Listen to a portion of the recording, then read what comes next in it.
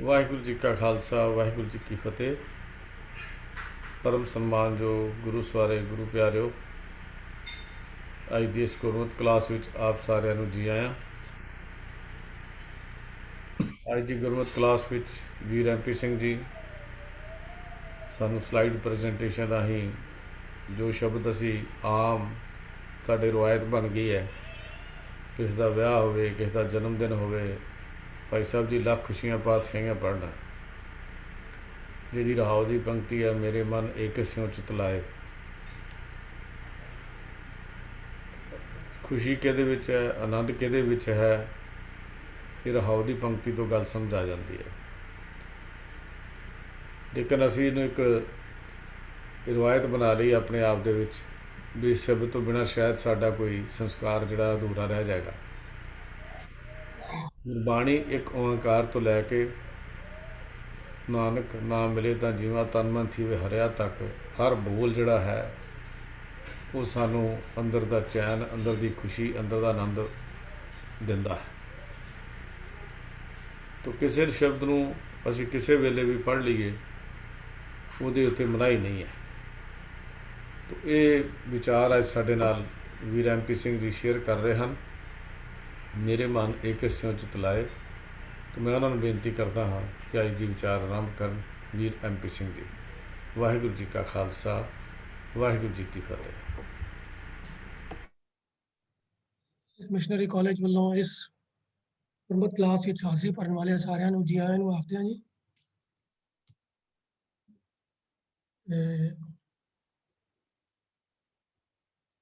ਕੀ ਹੋਇਆ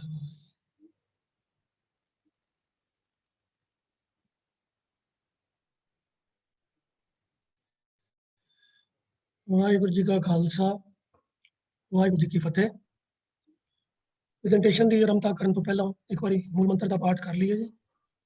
ਇੱਕ ਓੰਕਾਰ ਸਤਨਾਮ ਕਰਤਾ ਪੁਰਖ ਨਿਰਭਉ ਨਿਰਵੈਰ ਅਕਾਲ ਮੂਰਤ ਅਜੂਨੀ ਸੈਭੰ ਗੁਰ ਪ੍ਰਸਾਦ। ਵਾਹਿਗੁਰੂ ਜੀ ਕਾ ਖਾਲਸਾ ਵਾਹਿਗੁਰੂ ਜੀ ਕੀ ਫਤਿਹ।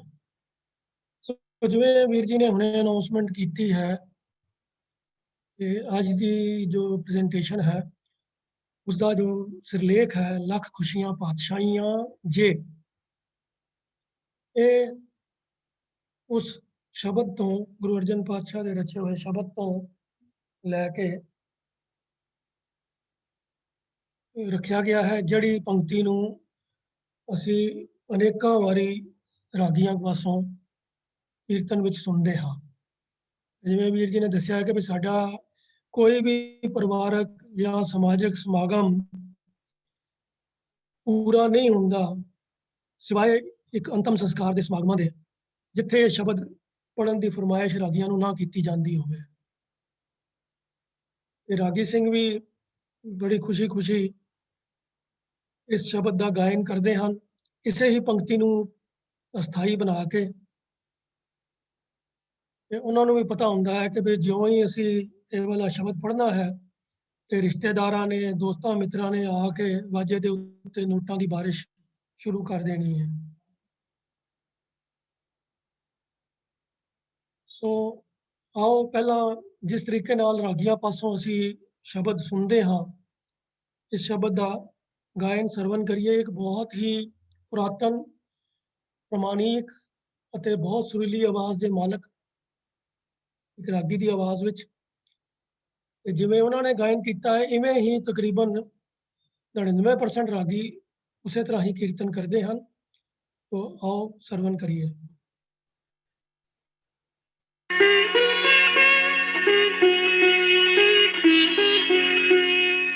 लख खुशियां पातशाहियां जे सतगुर नदर करे। लख खुशियां पातशाहियां जे सतगुर नदर करे।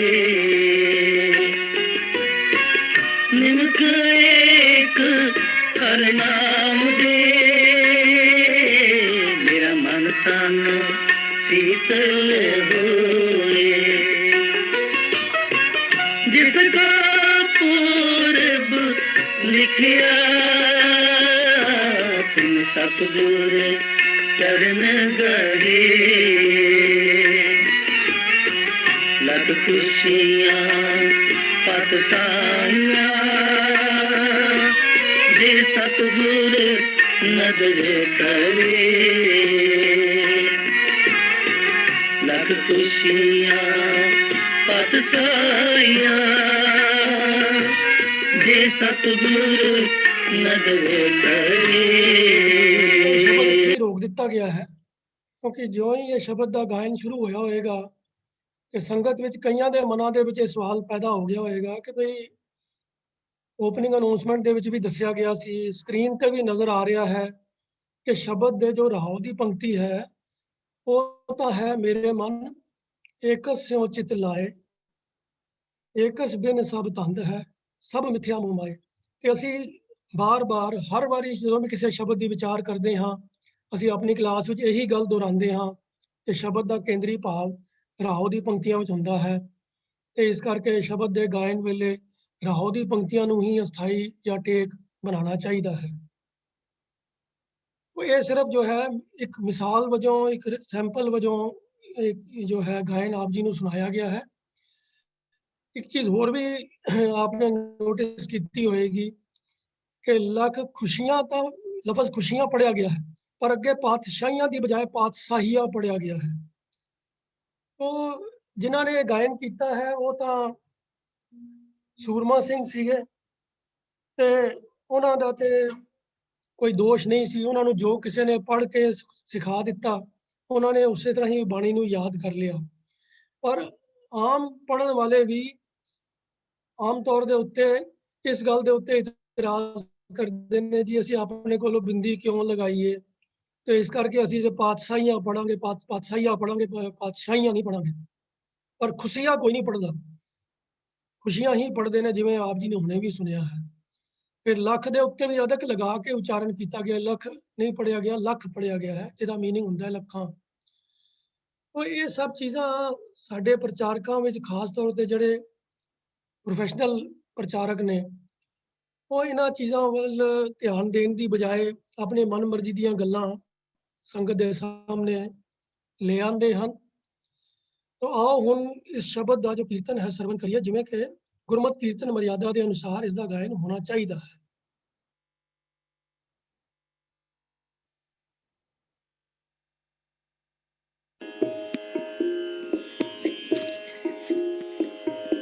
मेरे मन एकस स्यों चित लाए मेरे मन एकस स्यों चित लाए एकस बिन सब तंद है सब मिथ्या मोह माय मेरे मन एकस स्यों चित लाय मेरे मन एकस स्यों चित लाय सभे थोक परापते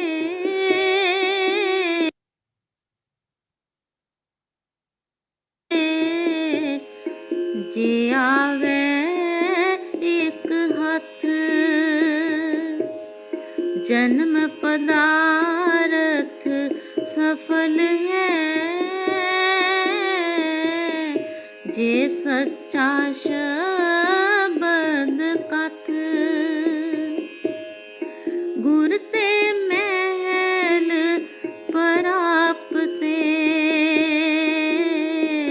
जिस लिखिया होवे मथ मेरे मन एकस स्यों चित लाए मेरे मन एकस स्यों चित लाए एकस बिन सब तंद है, सब मिथ्या मोह माय।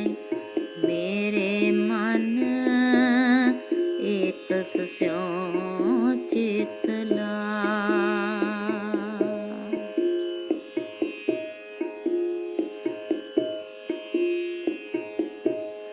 लख खुशियाँ पातशाहियाँ, जे सतगुर नदर करे। निमक एक हर नाम दे, मेरा मन तन शीतल होए। जिसको पूरब लिखिया, जिसको पूरब लिखिया, तिन सतगुर चरण गहे। मेरे मन एकस स्यों चित लाय। मेरे मन एकस स्यों चित लाय।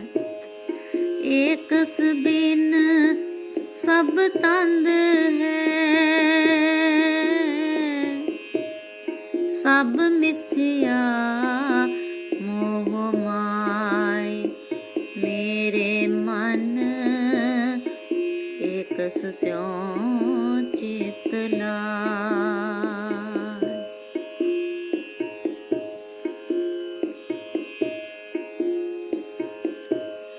सफल मूरत सफला कड़ी,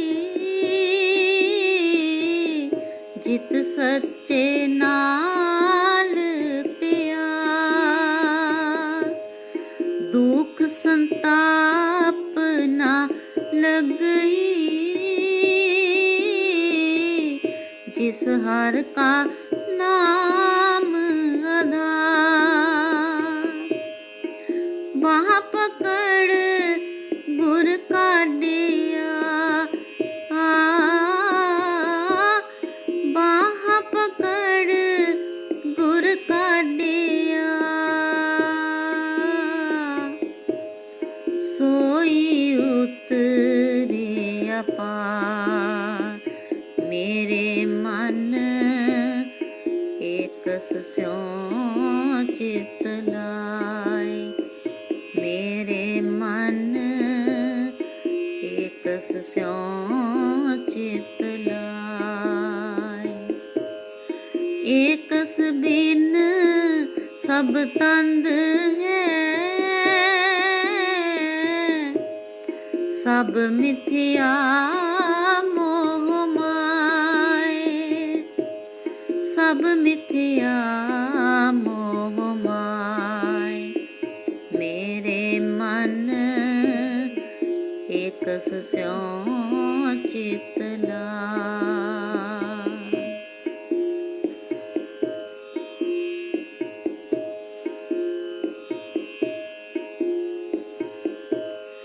थान सुहावा पवित्र है,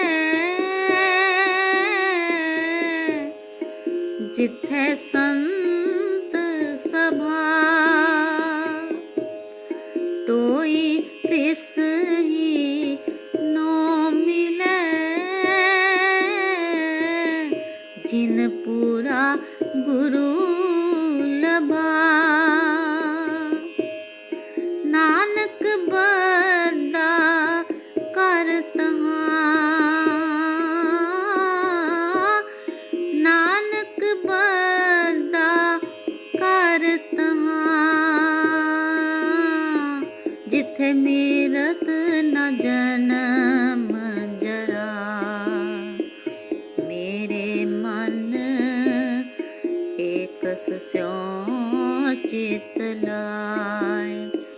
मेरे मन एकस एकस स्यों चित लाय।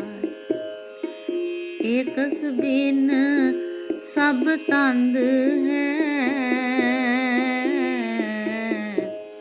सब मिथ्या मोह माय। मेरे मन एकस स्यों चित लाय। एकस स्यों चित लाय। एकस स्यों चित लाय।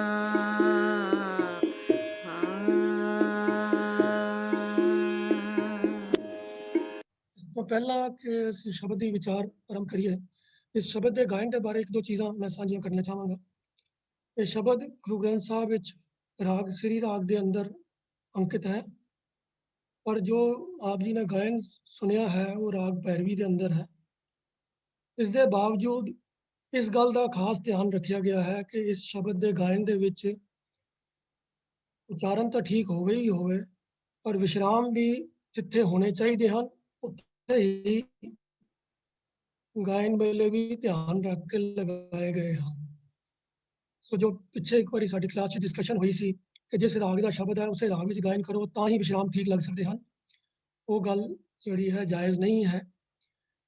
ਤੋ ਜਿਵੇਂ ਉਦੋਂ ਵੀ ਬੇਨਤੀ ਕੀਤੀ ਸੀ ਕਿ ਰਾਗ ਦਾ ਸੰਬੰਧ ਵਿਸ਼ਰਾਮ ਲਗਾਉਣ ਦੇ ਨਾਲ ਨਹੀਂ ਹੈ। ਤਾਲ ਦੇ ਅਨੁਸਾਰ ਗਾਉਣ ਵਾਲੇ ਨੂੰ ਆਪਣੀ ਸੋਝੀ ਵਰਤ ਕੇ ਕਰੈਕਟ ਜਗ੍ਹਾ ਠੀਕ ਜਗ੍ਹਾ ਦੇ ਉੱਤੇ ਵਿਸ਼ਰਾਮ ਲਗਾਉਣੇ ਚਾਹੀਦੇ ਹਨ। ਉਹ ਠੀਕ ਵਿਸ਼ਰਾਮ ਲਗਾਏ ਜਾਣ ਤੇ ਅਰਥ ਸਮਝਣ ਵਿੱਚ ਵੀ ਆਸਾਨੀ ਰਹਿੰਦੀ ਹੈ।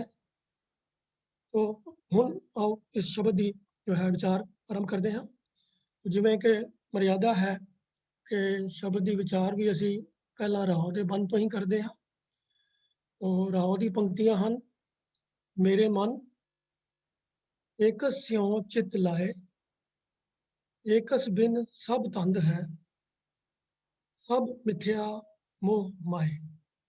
ਮੇਰੇ ਮਨ ਆਪਣੇ ਮਨ ਨੂੰ ਗੁਰੂ ਸਾਹਿਬ ਸੰਬੋਧਨ ਕਰਕੇ ਕਹਿ ਰਹੇ ਹਨ, ਏਕਸ ਸਿਉ ਚਿਤ ਲਾਏ। ਏਕਸ, ਏਕਸ ਤੋਂ ਭਾਵ ਇੱਕ, ਇਸ਼ਾਰਾ ਹੈ ਪਰਮਾਤਮਾ ਵੱਲ।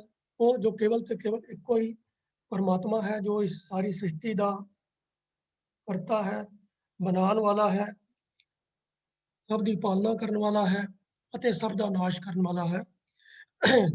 ਗੁਰੂ ਗ੍ਰੰਥ ਸਾਹਿਬ ਜੀ ਦੇ ਅੰਦਰ ਬਾਰ-ਬਾਰ ਇਹ ਇੱਕ ਨੂੰ ਸਿਮਰਨ ਦੀ, ਇੱਕ ਦੇ ਨਾਲ ਧਿਆਨ ਜੋੜਨ ਦੀ, ਇੱਕ ਨੂੰ ਚੇਤੇ ਵਿੱਚ ਰੱਖਣ ਦੀ ਗੱਲ ਆਉਂਦੀ ਹੈ। ਔਰ ਇਹ ਇੱਕ ਦੀ ਗੱਲ ਗੁਰੂ ਗ੍ਰੰਥ ਸਾਹਿਬ ਦੀ ਆਰੰਭਤਾ ਤੋਂ ਹੀ ਆਰੰਭ ਹੋ ਗਈ ਹੈ। ਗੁਰੂ ਗ੍ਰੰਥ ਸਾਹਿਬ ਦਾ ਆਰੰਭ ਵੀ ਇੱਕ ਤੋਂ ਹੁੰਦਾ ਹੈ। ਕਾਰਨ ਇਹ ਹੈ ਕਿ ਸਾਡੇ ਭਾਰਤੀ ਸਮਾਜ ਦੇ ਅੰਦਰ ਵੱਖ-ਵੱਖ ਦੇਵਤਿਆਂ ਦੀ ਪੂਜਾ ਪ੍ਰਚਲਿਤ ਸੀ ਔਰ ਸਭ ਲੋਕਾਂ ਦੇ ਮਨਾਂ ਵਿੱਚ ਬੈਠਾ ਹੋਇਆ ਸੀਗਾ ਕਿ ਪੈਦਾ ਕਰਨ ਵਾਲਾ ਕੋਈ ਦੇਵਤਾ ਹੋਰ ਹੈ, ਪਾਲਣ ਵਾਲਾ ਦੇਵਤਾ ਕੋਈ ਹੋਰ ਹੈ, ਮਾਰਨ ਵਾਲਾ ਦੇਵਤਾ ਕੋਈ ਹੋਰ ਹੈ। ਪਰ ਗੁਰੂ ਸਾਹਿਬ ਨੇ ਆਪਣੀ ਸਿੱਖਿਆ ਦੇਣ ਦਾ ਜੋ ਆਰੰਭ ਹੀ ਕੀਤਾ ਉਹ ਕੇਵਲ ਇੱਕ ਦੀ ਗੱਲ ਤੋਂ ਕੀਤਾ। ਉਹ ਬਾਣੀ ਵਿੱਚ ਅਨੇਕਾਂ ਵਾਰੀ ਸਾਨੂੰ ਇਸ ਗੱਲ ਦੇ ਸਿਧਾਂਤ ਦੇ ਵਾਸਤੇ ਦ੍ਰਿੜਤਾ ਕਰਵਾਈ ਜਾਂਦੀ ਹੈ, ਸਮਝਾਇਆ ਜਾਂਦਾ ਹੈ ਕਿ ਕੇਵਲ ਇੱਕੋ ਹੀ ਪਰਮਾਤਮਾ ਹੈ ਔਰ ਮਨੁੱਖਾ ਜੀਵਨ ਦਾ ਮੁੱਖ ਮਕਸਦ ਹੀ ਹੈ ਆਪਣੀ ਸੁਰਤ ਨੂੰ, ਆਪਣੇ ਧਿਆਨ ਨੂੰ ਉਹਦੇ ਨਾਲ ਜੋੜਨਾ। ਤਾਂ ਚਿੱਤ ਲਾਏ ਦਾ ਜੋ ਭਾਵ ਅਰਥ ਹੈ ਉਹ ਵੀ ਇਹੀ ਹੈ ਕਿ ਆਪਣੇ ਮਨ ਦੇ ਵਿੱਚ ਉਸ ਦਾ ਧਿਆਨ, ਉਸ ਦੀ ਯਾਦ ਨੂੰ ਟਿਕਾ ਲਓ, ਵਸਾ ਲਵੋ, ਇਸ ਦੀ ਉਸ ਇੱਕ ਪਰਮਾਤਮਾ ਦੀ।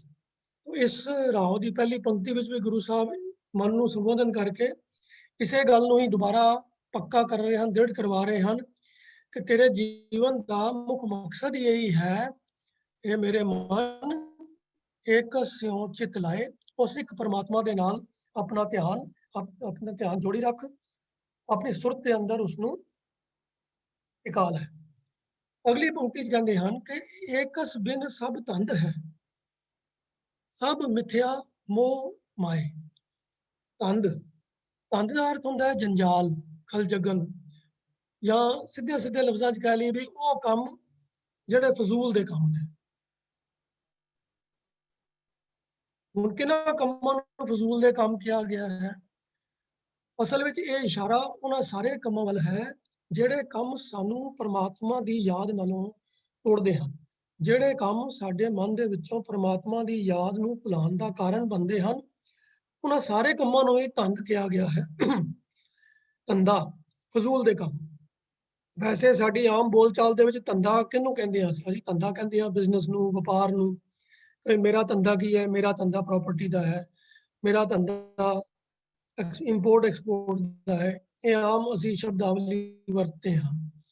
ਉਹ ਧੰਦੇ ਦਾ ਅਰਥ ਹੁੰਦਾ ਹੈ ਉਹ ਕੰਮ ਜਿਹਦੇ ਵਿੱਚੋਂ ਕੁਝ ਕਮਾਈ ਹੁੰਦੀ ਹੋਵੇ। ਪਰ ਇੱਥੇ ਮਾਇਆ ਦੀ ਕਮਾਈ ਦੀ ਗੱਲ ਤਾਂ ਠੀਕ ਹੈ, ਜਾਇਜ਼ ਹੈ, ਔਰ ਗੁਰਮਤਿ ਦੇ ਅੰਦਰ ਕਿਰਤ ਕਰਨ ਦੀ ਵੀ ਕੋਈ ਮਨਾਹੀ ਨਹੀਂ ਹੈ। ਪਰ ਫਿਰ ਧੰਦਾ ਅਸੀਂ ਉਹਨਾਂ ਕਿਸ ਕੰਮਾਂ ਨੂੰ ਕਿਵੇਂ ਗਿਣ ਸਕਦੇ ਹਾਂ ਜਿਹੜੇ ਕੰਮ ਅਸੀਂ ਆਪਣੇ ਨਿਤਾ ਪ੍ਰਤੀ ਦੇ ਜੀਵਨ ਦੇ ਵਿੱਚ ਕਰਦੇ ਹਾਂ। ਤੋ ਜੋ ਸਮਝਣ ਵਾਲੀ ਗੱਲ ਹੈ ਇਹ ਕਿ ਉਹ ਕੰਮ ਧੰਦ ਹੈ, ਖਲਜਗਨ ਹੈ, ਉਲਝਣ ਵਿੱਚ ਹੈ, ਜੰਜਾਲ ਹੈ, ਜਿਸ ਕੰਮ ਨੂੰ ਕਰਦਿਆਂ ਸਾਨੂੰ ਪਰਮਾਤਮਾ ਦੀ ਯਾਦ ਹਿਰਦੇ ਚੋਂ ਵਿਸਰ ਜਾਏ। ਗੁਰਬਾਣੀ ਦੇ ਅੰਦਰ ਬਲਕਿ ਇਸ ਗੱਲ ਦੇ ਉੱਤੇ ਜ਼ੋਰ ਦਿੱਤਾ ਗਿਆ ਹੈ ਕਿ ਕੰਮਕਾਰ ਕਰਦਿਆਂ ਹੋਇਆਂ ਵੀ ਚਿੱਤ ਦੇ ਵਿੱਚ ਪਰਮਾਤਮਾ ਦੀ ਯਾਦ ਨੂੰ ਵਸਾਇਆ ਜਾ ਸਕਦਾ ਹੈ। ਭਗਤ ਨਾਮਦੇਵ ਤੇ ਭਗਤ ਤ੍ਰਿਲੋਚਨ ਜੀ ਦੀ ਇਸ ਵਿਸ਼ੇ ਦੇ ਉੱਤੇ ਬੜੀ ਇੰਟਰਸਟਿੰਗ ਵਾਰਤਾ ਹੋਈ ਸੀ, ਜਿਹਦੇ ਵਿੱਚ ਭਗਤ ਨਾਮਦੇਵ ਜੀ ਨੇ ਇੱਕ ਸ਼ਬਦ ਜਿਹੜਾ ਗੁਰੂ ਗ੍ਰੰਥ ਸਾਹਿਬ ਜੀ ਦੇ ਅੰਦਰ ਅੰਕਿਤ ਵੀ ਹੈ, ਵੱਖ-ਵੱਖ ਮਿਸਾਲਾਂ ਦੇ ਕੇ ਭਗਤ ਤ੍ਰਿਲੋਚਨ ਜੀ ਨੂੰ ਸਮਝਾਇਆ ਸੀ ਕਿ ਜ਼ਿੰਦਗੀ ਦੇ ਕੰਮਕਾਰ ਕਰਦਿਆਂ ਹੋਇਆਂ ਵੀ ਕਿਵੇਂ ਪਰਮਾਤਮਾ ਦੀ ਯਾਦ ਨੂੰ ਹਿਰਦੇ ਵਿੱਚ ਟਿਕਾਇਆ ਜਾ ਸਕਦਾ ਹੈ, ਪਰਮਾਤਮਾ ਨੂੰ ਚੇਤੇ ਰੱਖਿਆ ਜਾ ਸਕਦਾ ਹੈ। ਕਿਉਂਕਿ ਤ੍ਰਿਲੋਚਨ ਜੀ ਨੇ ਨਾਮਦੇਵ ਜੀ ਦੇ ਨੂੰ ਜਦੋਂ ਮਿਲਣ ਆਏ ਤੇ ਉਹਨਾਂ ਨੂੰ ਵੇਖਿਆ ਕਿ ਉਹ ਕੱਪੜਿਆਂ ਦੀ ਰੰਗਾਈ ਦਾ ਕੰਮ ਕਰ ਰਹੇ ਸਨ, ਤੇ ਉਹਨਾਂ ਨੇ ਇਤਰਾਜ਼ ਕੀਤਾ ਕਿ ਵੀ ਤੂੰ ਤਾਂ ਰੱਬ ਦਾ ਨਾਮ ਜਪਣ ਦੀ ਬਜਾਏ ਦੁਨਿਆਵੀ ਧੰਦੇ 'ਚ ਲੱਗਿਆ ਹੋਇਆ ਹੈ। ਉਹ ਨਾਮਦੇਵ ਜੀ ਨੇ ਫਿਰ ਮਿਸਾਲਾਂ ਦੇ ਕੇ ਉਹਨਾਂ ਨੂੰ ਗੱਲ ਸਮਝਾਈ ਸੀ ਕਿ ਕਿਵੇਂ ਕੰਮਕਾਰ ਕਰਦਿਆਂ ਹੋਇਆਂ ਵੀ ਪਰਮਾਤਮਾ ਦੀ ਯਾਦ ਮਨ ਵਿੱਚ ਟਿਕਾਈ ਜਾ ਸਕਦੀ ਹੈ। ਉਹਨਾਂ ਦੀ ਇਸ ਵਾਰਤਾਲਾਪ ਨੂੰ ਬੜੇ ਇੱਕ ਸੰਖੇਪ ਰੂਪ ਵਿੱਚ ਭਗਤ ਕਬੀਰ ਜੀ ਨੇ ਇੱਕ ਸ਼ਲੋਕ ਦੇ ਅੰਦਰ ਇਸ ਤਰੀਕੇ ਨਾਲ ਬਿਆਨ ਕੀਤਾ ਸੀ ਕਿ ਨਾਮਾ ਮਾਇਆ ਮੋਹਿਆ ਕਹੈ ਤਿਲੋਚਨ ਮੀਤ, ਕਾਹੇ ਛਿਪੋ ਛਾਇਲੇ ਰਾਮ ਨਾ ਲਾਵੋ ਚੀਤ। ਕਿ ਬਈ ਕਿਉਂ ਤੂੰ ਇਹ ਛਪਾਈ ਦੇ ਕੰਮ ਵਿੱਚ, ਕੱਪੜੇ ਰੰਗਣ ਦੇ ਕੰਮ ਵਿੱਚ ਲੱਗਿਆ ਹੋਇਆ ਹੈ ਤੇ ਪਰਮਾਤਮਾ ਨਾਲ ਚਿੱਤ ਕਿਉਂ ਨਹੀਂ ਲਾਉਂਦਾ? ਤੂੰ ਤਾਂ ਮਾਇਆ ਦੇ ਮੋਹ 'ਚ ਫਸਿਆ ਹੋਇਆ ਹੈ। ਇਸ ਦਾ ਜੋ ਜਵਾਬ ਫਿਰ ਭਗਤ ਨਾਮਦੇਵ ਜੀ ਨੇ ਦਿੱਤਾ ਉਹ ਅਗਲੇ ਸ਼ਲੋਕ ਵਿੱਚ ਭਗਤ ਕਬੀਰ ਜੀ ਨੇ ਇਸ ਤਰੀਕੇ ਨਾਲ ਬਿਆਨ ਕੀਤਾ ਹੈ ਕਿ ਨਾਮਾ ਕਹਿ ਤਿਲੋਚਨਾ ਮੁਖਤੇ ਰਾਮ ਸਮਾਲ, ਹੱਥ ਪਾਉ ਕਰ ਕੰਮ ਸਭ ਚੀਤ ਨਿਰੰਜਨ ਨਾਲ। ਉਹ ਕੰਮਕਾਰ ਕਰਦਿਆਂ ਹੋਇਆਂ ਵੀ ਜੇ ਪਰਮਾਤਮਾ ਦੀ ਯਾਦ ਹਿਰਦੇ 'ਚ ਵਸੀ ਰਵੇ ਤਾਂ ਫਿਰ ਉਹ ਕੰਮ ਧੰਦੇ ਨਹੀਂ ਰਹਿ ਜਾਂਦੇ। ਸੋ ਇੱਥੇ ਜੋ ਏਕਸ ਬਿਨ ਸਭ ਧੰਦ ਹੈ ਦੀ ਗੱਲ ਕੀਤੀ ਗਈ ਹੈ, ਉਸ ਤੋਂ ਭਾਵ ਇਹ ਹੈ ਕਿ ਵੀ ਉਹ ਸਾਰੇ ਕੰਮ ਧੰਦੇ ਹਨ ਜਿਨ੍ਹਾਂ ਕੰਮਾਂ ਨੂੰ ਕਰਦਿਆਂ ਇਨਸਾਨ ਇੰਨਾ ਖਚਤ ਹੋ ਜਾਂਦਾ ਹੈ ਕਿ ਉਹਨੂੰ ਪਰਮਾਤਮਾ ਦੀ ਯਾਦ ਹੀ ਭੁੱਲ ਜਾਂਦੀ ਹੈ। ਤੇ ਐਸੀਆਂ ਚੀਜ਼ਾਂ ਨੂੰ ਗੁਰੂ ਪਾਤਸ਼ਾਹ ਨੇ ਅੱਗੇ ਹੋਰ ਇਸ ਤਰੀਕੇ ਨਾਲ ਬਿਆਨ ਕੀਤਾ ਹੈ ਕਿ ਸਭ ਮਿਥਿਆ ਮੋਹ ਮਾਏ, ਕਿ ਐਸੇ ਸਾਰੇ ਕੰਮ ਜਿਨ੍ਹਾਂ ਕੰਮਾਂ ਦੇ ਕਰਕੇ ਪਰਮਾਤਮਾ ਦੀ ਯਾਦ ਹਿਰਦੇ ਵਿੱਚੋਂ ਭੁੱਲ ਜਾਂਦੀ ਹੈ, ਉਹ ਵਿਅਰਥ ਹਨ, ਮਾਇਆ ਦੇ ਮੋਹ ਵਾਲੇ ਹਨ।